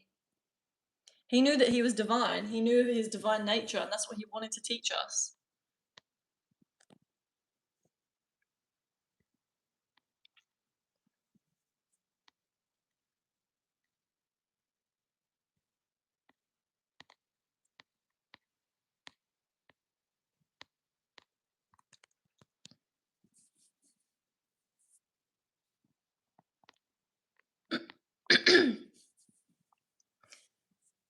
I don't go to church, but I would like to go to the church. I like to experience these things.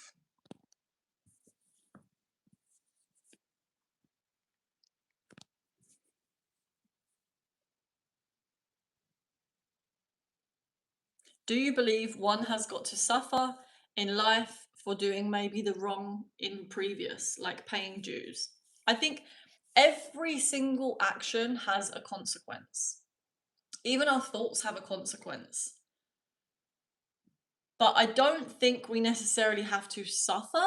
I think that that is down to our state of consciousness, how we perceive what is happening in the now.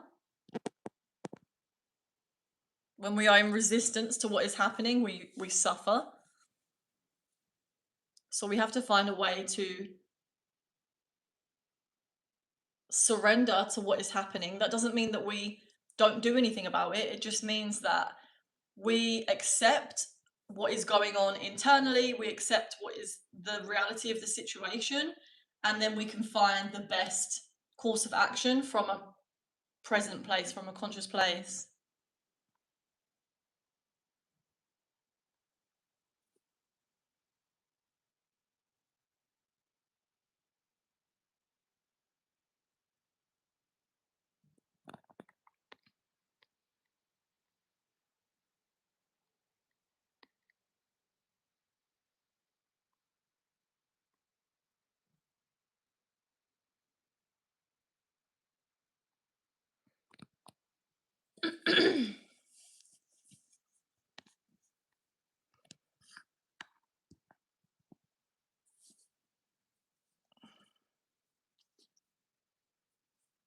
Okay, you say God is the source of everything that exists, but this is your belief.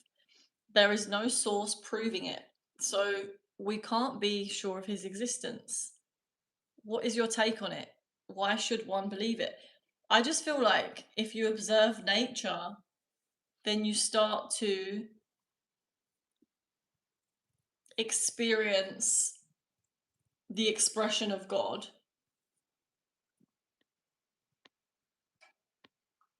And it's hard to put into words.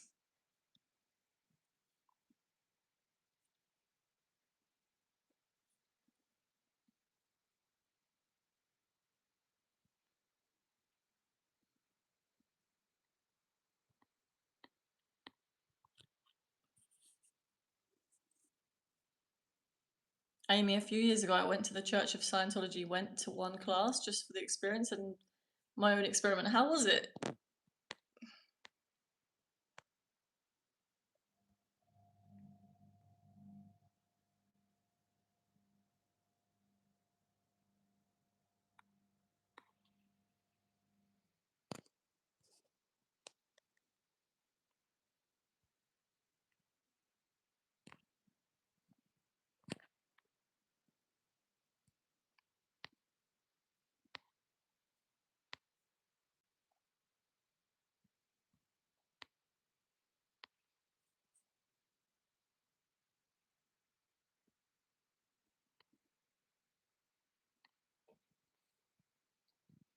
What's your favorite show? I watch mostly podcasts and YouTube videos. I like to learn.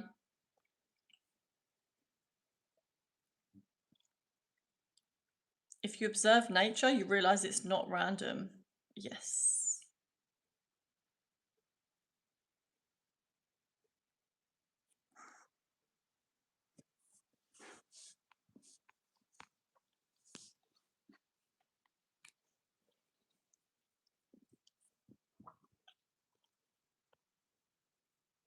Do you consider physical intimacy spiritual? Yes. I think it's such a good way to access our divine nature. Because we really have to let go to be fully intimate with someone else.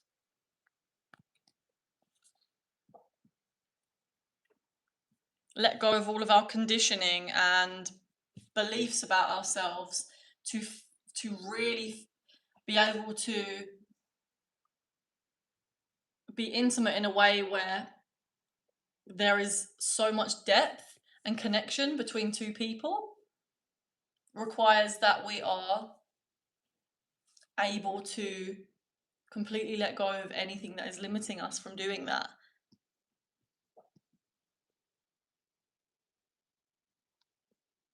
I believe that the extent to how people are having sex like is not being reached in society. It's not, the average is pretty dull compared to what we can experience as spiritual beings. Sex can almost be like a psychedelic experience if you are able to tap in enough, if you're able to feel safe with someone enough, if you're able to let go enough.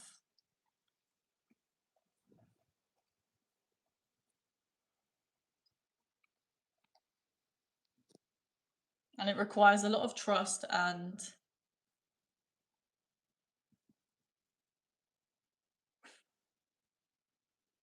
safety.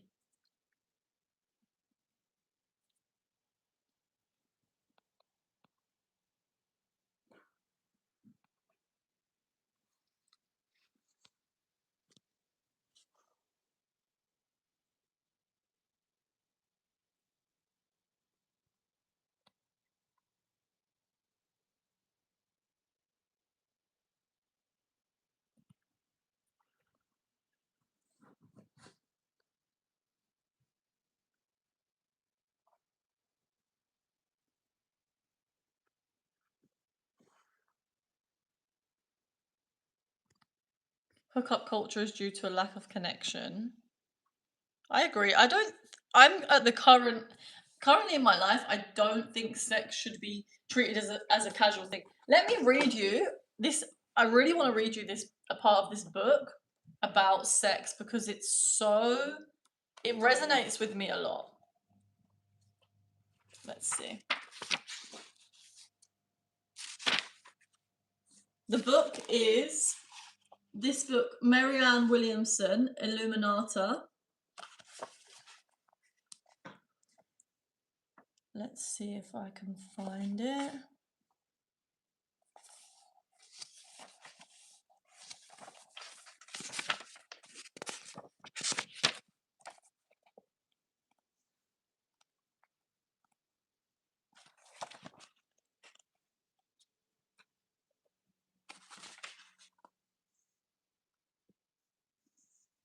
Okay. It's on page 169. I wonder if that was a joke from the universe. Okay. Sex, like all things, is righteous to the extent that heaven meets earth there. In modern times, the physical drama of sex is overvalued, while its spiritual meaning is underappreciated. We tend to overemphasize, to literally idolize sex, not because we appreciate its importance, but because we do not. The cheapening of sex, we fail to honor it. Sorry, by cheapening sex, we fail to honor it. By casting a garish, ugly light upon its very detail, we hide our faces from its mystery. Sex is not, in its essence, about the body at all. It is an opportunity for us to remove our emotional armor with someone who wants us to remove it and who wants to remove his or her own. Problems occur when we have sex with people who do not desire whatsoever for us to be naked in their presence. Oof! Who have no sense of the sacred responsibility it is to hold another person's heart in their hands. Sex, when it is a vehicle for love, is holy. Sex without love is dangerous. It leads to pain and some level of emotional destruction, whether consciously experienced immediately or not. Sex should be a deepening of communication, not a substitute for it. Sex that is sacred is a marriage of hearts. In this fierce and fiery joining, the beginning of the world is reenacted. Something is born whether we conceive of it or not, for we are chemically altered, profoundly changed by the act of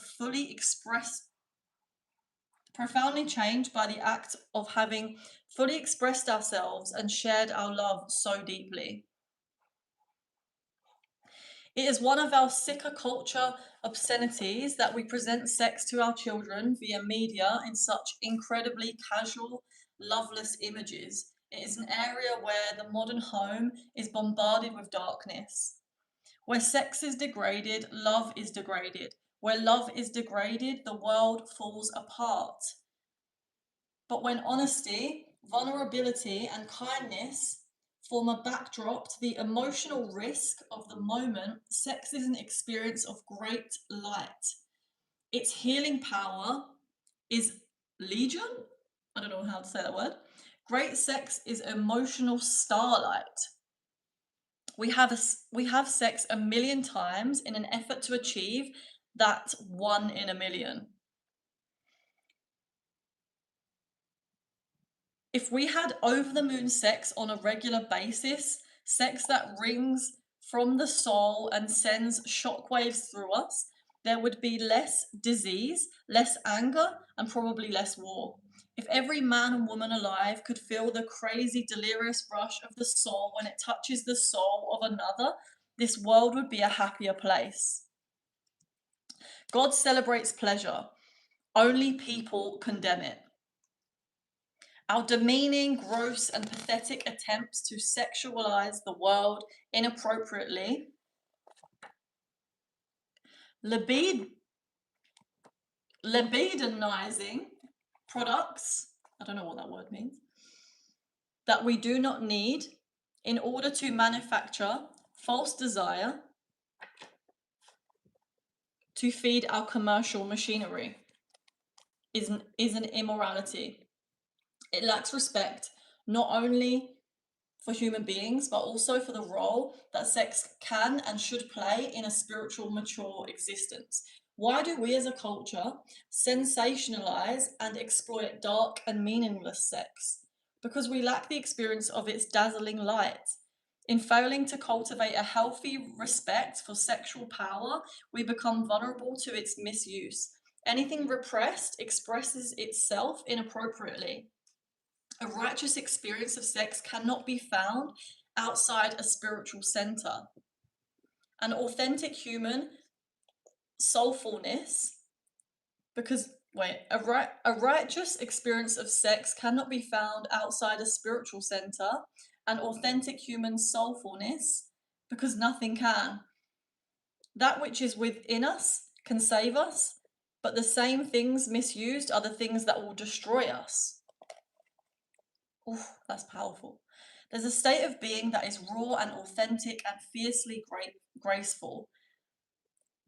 Like a great ballerina dancing in her prime, sex in that place is more than just sex. With every couple who make it past the sad disconnection of sex that's just sex to the fire at our center, the world is brought closer to the end of its pain. How excruciating to have touched that place and then to land unsuspectingly back in the world as we knew it. The cold, non-intimate, unsoft world of people who cannot find each other. That's why we should never have sex casually. If you're not with a person who's an artist at love, the art of love is a dangerous game. A lot of people can join us for the view of heaven that sex can give, but there aren't a lot of people who can stay awake in the morning, who have the personal skills to hold on to the vision once the sun has risen and the world is calling. It takes depth and maturity or the innocence of youth to have the personality structure it takes to cherish today whom we cherished last night. So be careful, but be brave. That's what the good witch of good sex would tell us. And God, what would he say? Oh, I think he would say, be careful, but be brave. In your arms, you're holding the most precious creature, my child, in whom I am adoringly pleased. Love him and honor him. Be kind to him and bring him deep peace.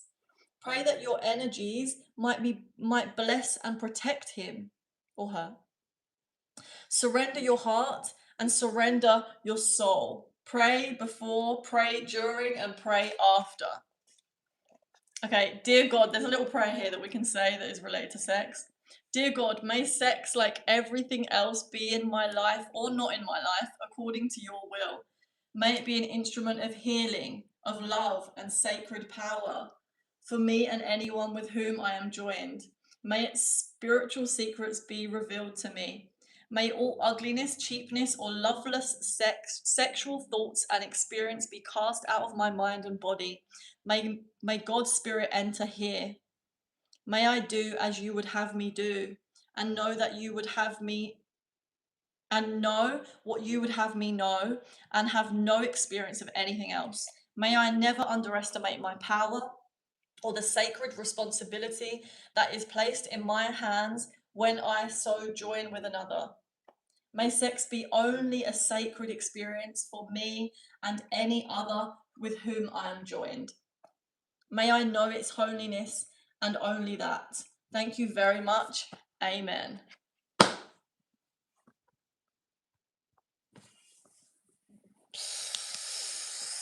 That was powerful.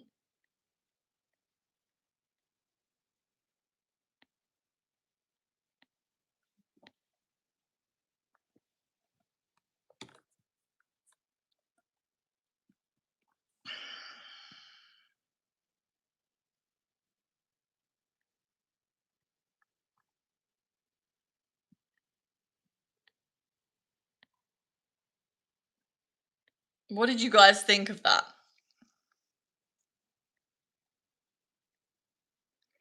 The book is it's not the Bible. It's A Return to Prayer, Illuminata by Marianne Williamson.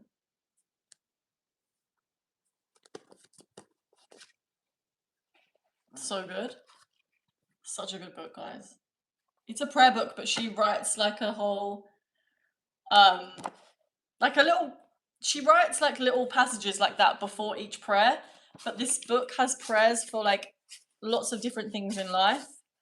So it has prayers for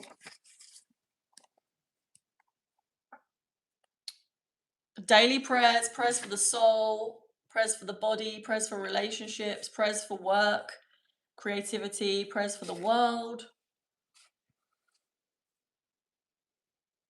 Lots of different prayers.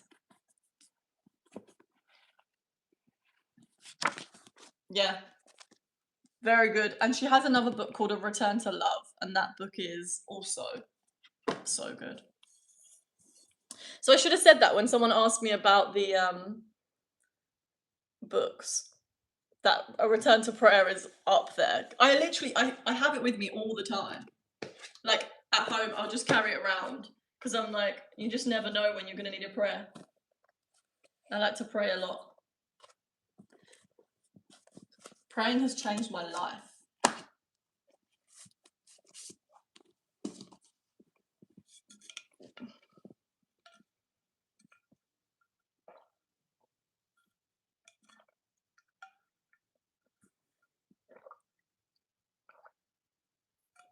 Did you read The Prince by Machiavelli? No. Welcome to the channel. It's about spirituality. We talk about spiritual concepts and we deep dive into all different things, really. Do you believe in reincarnation? Yes! I do.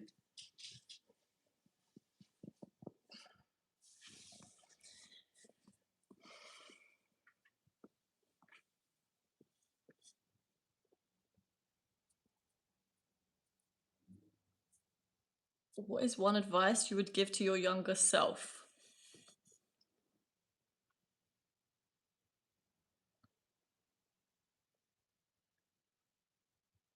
Mm.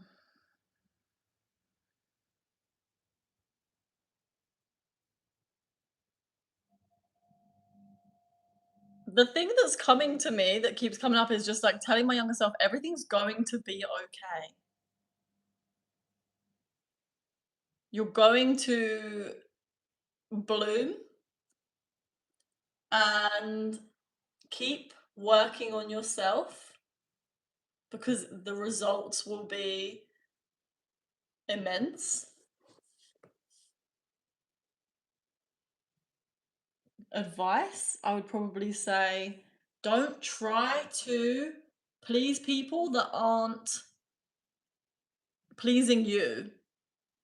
Don't try to win over the attention of people that aren't treating with you with love.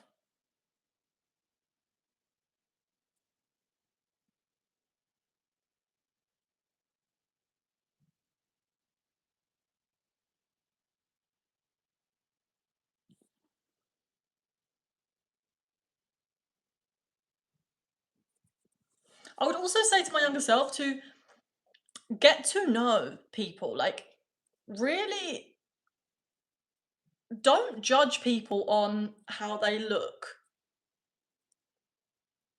Get to know their soul. Know that every person comes from the same source and that we all have the same essence. And so all of them deserve your love and curiosity about their unique experience and their unique life. Everyone. And then if people cross boundaries and do things that you don't like, then don't tolerate that. There's more people.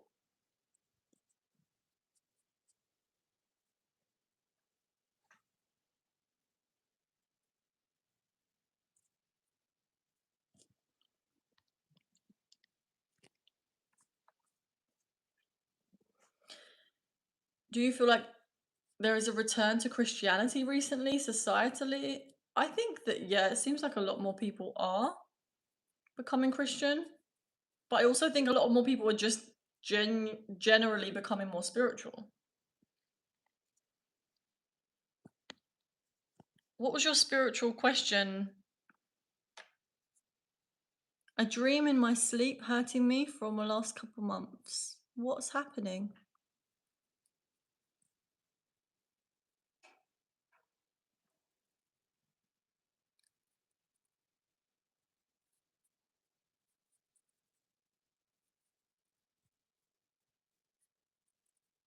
Oh, you said it's haunting you, not hurting you. Sorry, I read that wrong.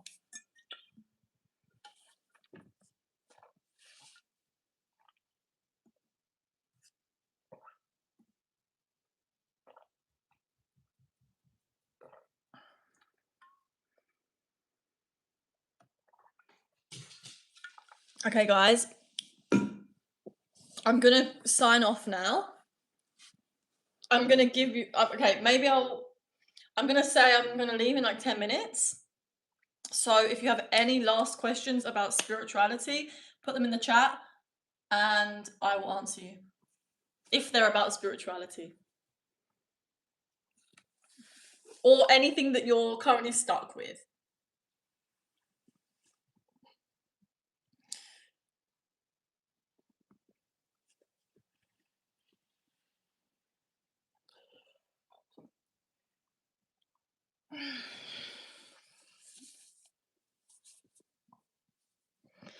You're having a lot of dreams with demons and it's really scary.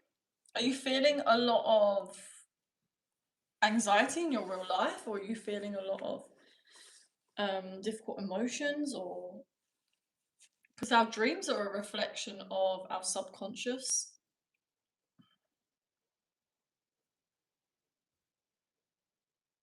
What's your best piece of wisdom, something you learnt in life you think others haven't? I honestly think that the most the thing that always makes I think the most important thing is that our state of consciousness is the most important thing, because everything emanates from our state of consciousness. And also that we are only existing in the present moment. We only ever experience this moment. Past and future don't exist. And so we have to, if we want to be at peace, then we must focus on the now. And that's the most important thing. Do whatever you can to bring more consciousness onto the planet by being present.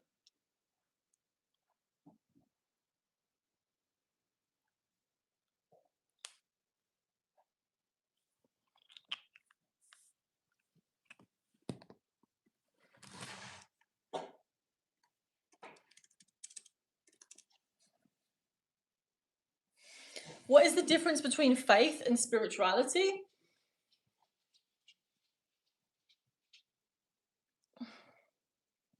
If you mean faith by like having trust, then I would say that having trust is imperative when it comes to our state of consciousness, because we have to be able to trust ourselves. We have to be able to trust our higher self, or we have to be able to trust the spiritual wisdom, the guidance that we get.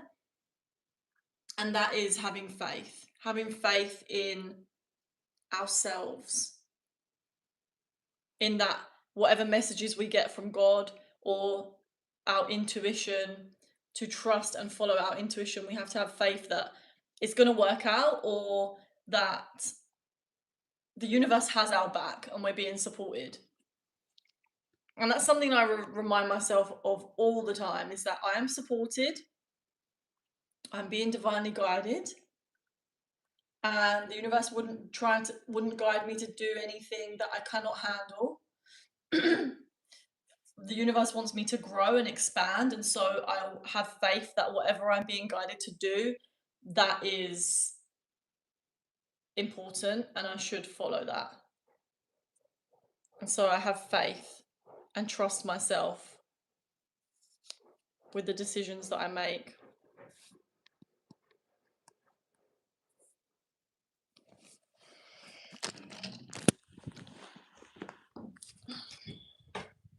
Sorry guys, I have to just quickly let the dog out.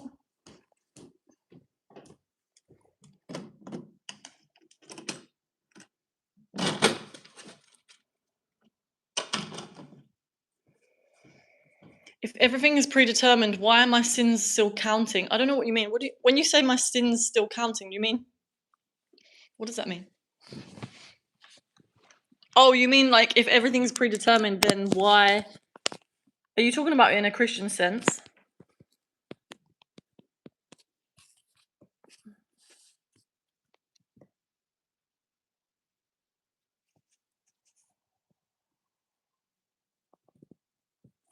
That's very good advice, but I feel like most people don't. Most people know that least a little. Do you have a very niche piece of advice? Because I would love to hear something I don't already know. Is there anything, Jackson, that you are currently experiencing that you can point towards that is a little bit more specific? Because then I might be able to give you more niche advice. The more specific you can be, the more specific I can be.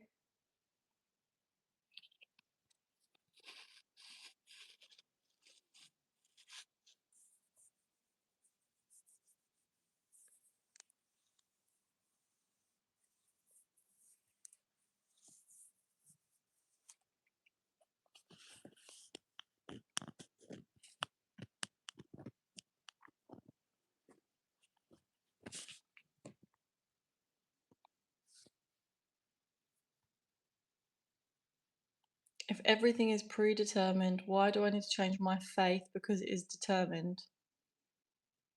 When you say change your faith, what do you mean?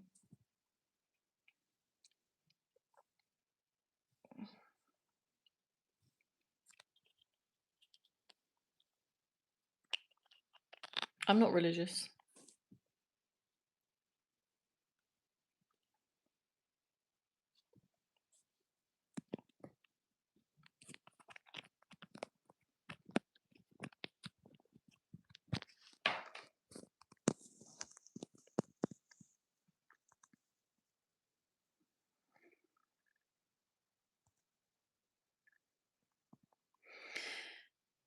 Well, I feel like true wisdom can be applied anywhere because everything is connected, but there are always different paths to the same location. So I was wondering if you had a path I hadn't seen.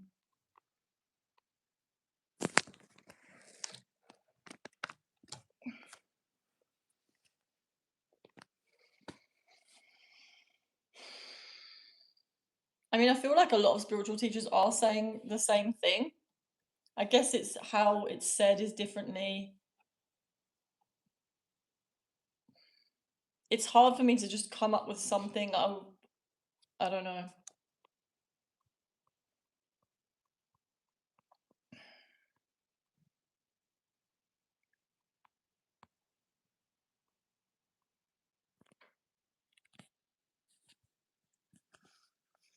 Okay, guys, I'm gonna go now. But thank you so much for your questions. And also, Jackson, I feel like just, I don't know, when I'm answering questions, it's probably the way I answer them is unique to me. So, the wisdom you gave earlier was still really good. Ah, I'm glad. Can't decide on name.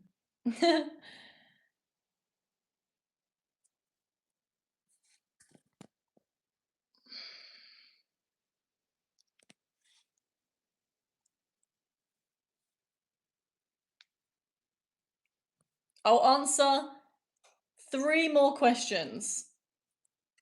It's quite a lot, actually.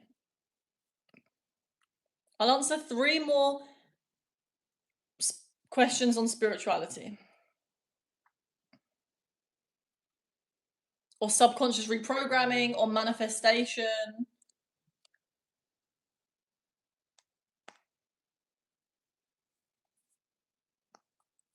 Thanks, Jackson.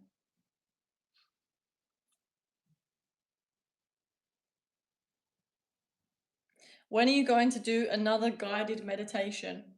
Well, I do have one-to-one sessions that I am opening up for next week. So if you want to do a one-to-one guided meditation, we can do that. just send me an email. And it's very powerful doing it one-to-one because I can really understand what kind of meditation you need right now by asking you specific questions, and we can go deeper into reprogramming the subconscious through meditative techniques or shadow work. And so that's an option.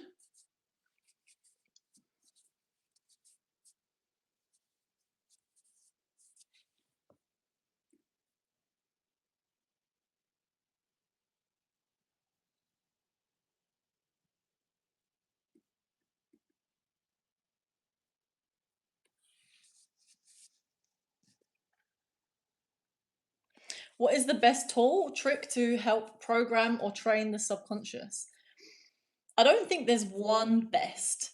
I think there's many, many different tools, and it depends on what works best for you specifically at the specific time, because it depends what it is that is blocking you. It depends what you've got in what patterns in your subconscious you have that need addressing. That's going to determine what tool we use, or it's going to depend on the person as well, what best works with you. So, this is why I love to do one-to-one sessions, because it's so unique to the person and we can get a lot out of understanding what the specific person needs.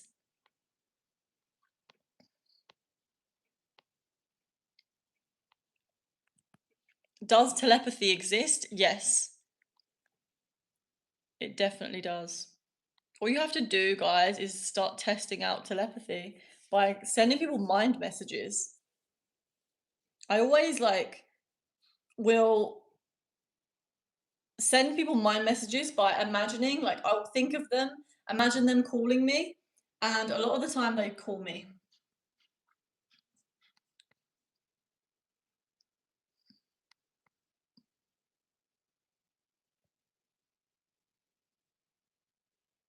Like, imagine that they really want to call you, and then imagine them picking up the phone and like actually dialing your number. You have to like really visualize it all out and feel it happening.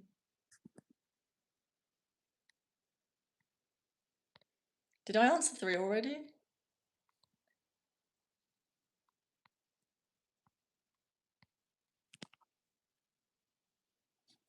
I know we're all different, so it's hard to just give one answer. I have learnt about the subconscious as well, but in general, what would you say is the most effective? I think that shadow work is one of the most effective tools that I've used, because you're basically going down into the depths of your subconscious and you are finding a deep rooted belief, and then you are changing it. And that is one of the most effective ways to completely shift your experience. I love shadow work. But also, saying that meditation is also a very, very powerful one. But then shadow work is a type of meditation, so. If you want to learn, Jackson, about shadow work, there's a book called The Completion Process. That's a really good shadow work process that you can learn. The Completion Process by Till Swan.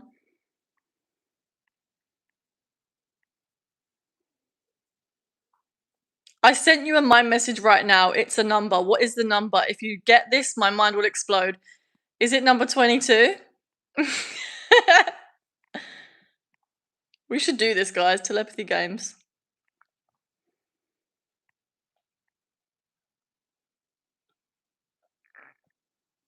Amy, I was trying yesterday to visually think of myself of being in the best shape and taller. I think it's working.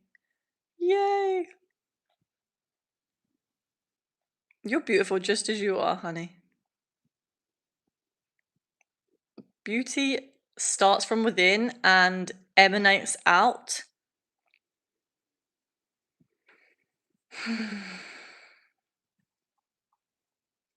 Start connecting with your heart.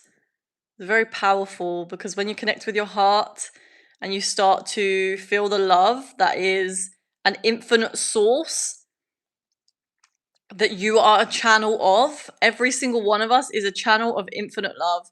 And so when you connect with that infinite love through your heart, you can feel it at any time. You can light up your whole body at any time. It's anti-aging as well. That's why my skin's so good, I think. I'm not that old, but...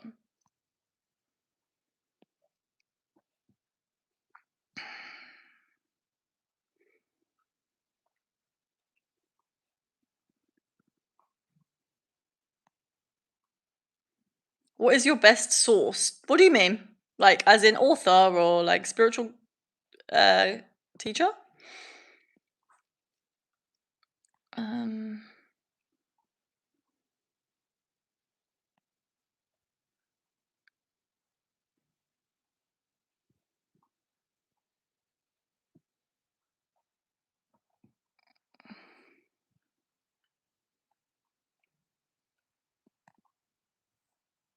You received 22. What does marriage dream mean? I don't know. It depends. What does it mean for you? Ask yourself, what does it mean for you? What do you think it means? Because you're the one that dreamed it. I've answered way more than 3 questions.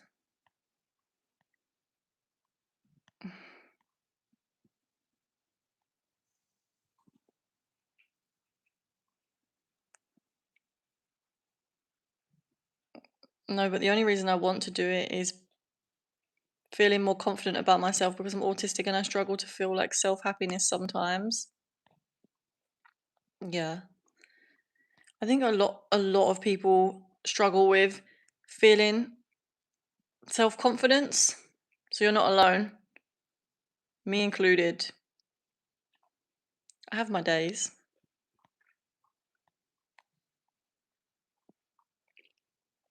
You've got to love those parts of yourself. The parts of yourself that are not feeling happy or not feeling confident, send your attention to them. Send your love to them. It was 87. I'm going to think of another for the next day and we'll ask at the same time. Yeah, we'll try again. You've answered 5 questions already. Remember, I know, Jackson. I can't help it. I can feel like as soon as I said to people, like, I'm doing 3 more questions, loads of questions came in, and now I'm like,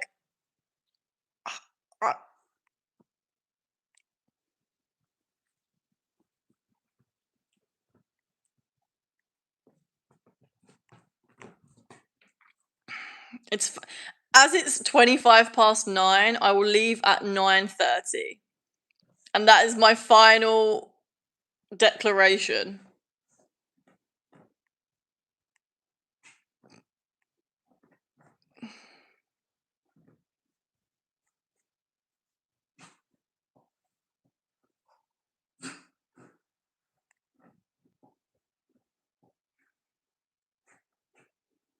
Is your surname Louise Samp?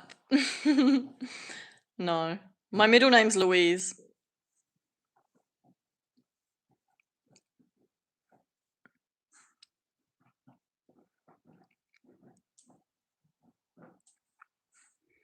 Marriage dreams, divine sign or negative energy. How did you feel in the dream, Dumb 5544? How we feel in our dreams tells us a lot. Did you feel positive emotions? Did you feel negative emotions? What was happening in the dream? What questions do you have for us? I'm not going to start asking you guys questions now because it's 27 minutes past 9 and I'm going in 3 minutes. And if I start asking you questions... Okay, I'll ask you all one question before I go. Hang on. Pray for me though, I'm going to turn into the best version of myself. Okay, should we see if there's a prayer for this self-love in the book that I was reading? Probably something that many of us need.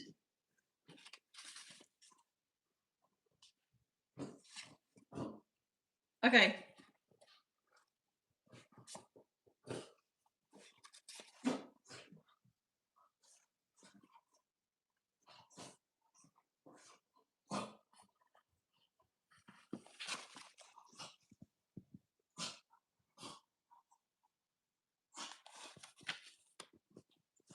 I'm just trying to find a prayer that I think will fit well.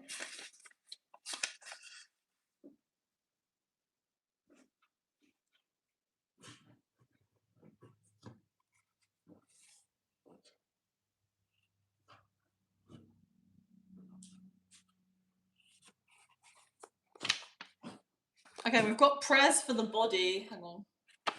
Lost it now. I know, I'm trying to, I was trying to think of a question and then I got sidetracked. Hang on. I'll do the prayers for the body. Dear God, as I rise up, I thank you for the opportunity to be on this earth. I thank you for my mind and my body. I thank you for my life. Please bless my body and use it for your purposes. May I rise up strong today, and may my body and soul radiate your love. May all impurities be cast out of my mind, my heart, and my body. May every cell of my being be filled with your light. May my body and mind both be illumined for your sake and for the sake of the world. Amen. And my question for you guys is, let me just sit here and think about it before I go.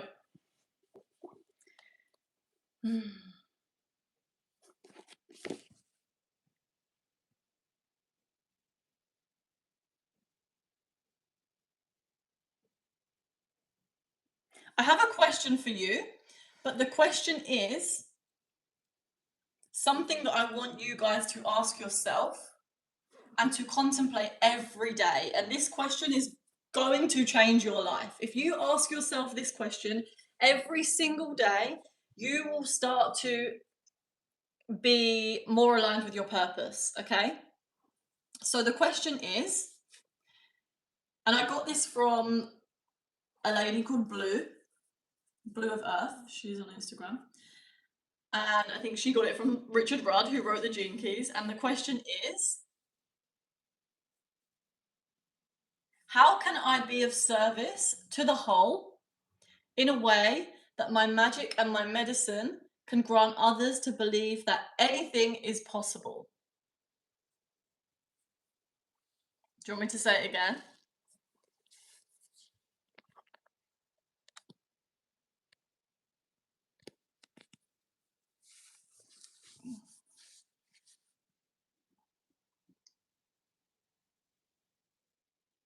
It's kind of a prayer.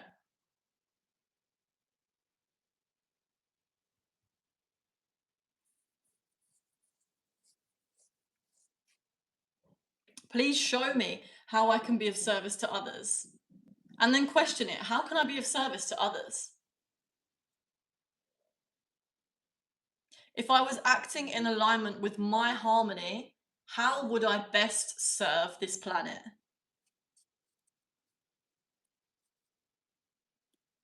If I was acting in harmony with my nature, how would I best serve this planet right now, at this time? We all came to this planet, guys, right now at this time to serve in a way that is the most unique expression.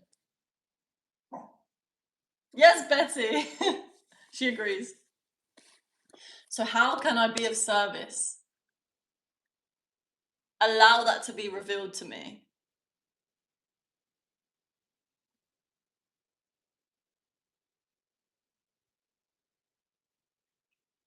If I miss someone and they're thinking of me in a dream, is it possible they're thinking about me? Maybe. But that was the last question, guys.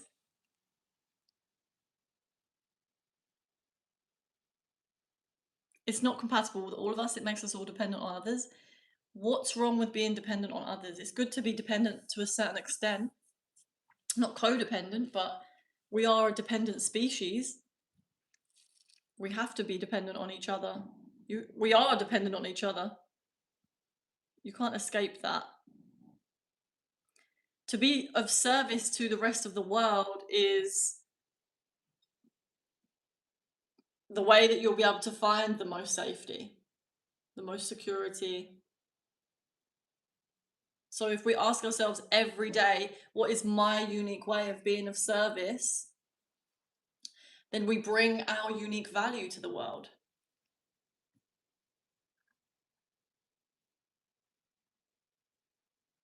We all have we all have something that everyone else doesn't have because we're all so unique.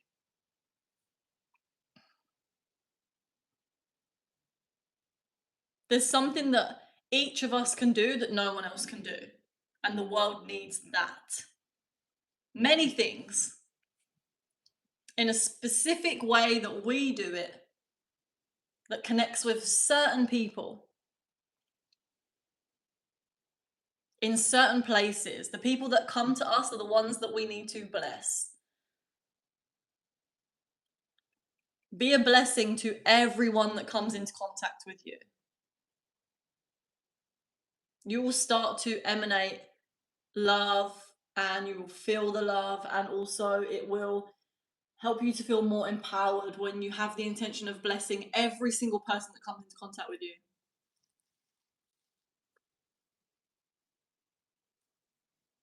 And that's the last thing I'm going to say tonight, guys.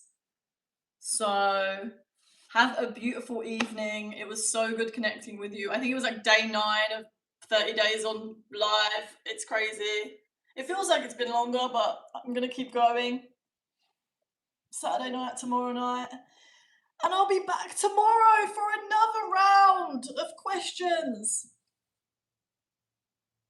And don't forget, if you want to book in for one of the one-to-one sessions next week, I have 4 sessions open. So send me an email. The email is in the description. The email is also in my bio. And we can talk about how I can support you to uncover anything that is blocking you subconsciously, anything that is blocking you to manifest whatever it is that you want in your life, and to help you with life direction. So yeah, if that's something that you are feeling called to right now, then please do send me an email and we can talk about it. But for now, I will see you guys tomorrow. Mwah. Peace, namaste. Have a beautiful day, beautiful evening, whatever time it is where you are. And yes, I love you guys. Goodbye.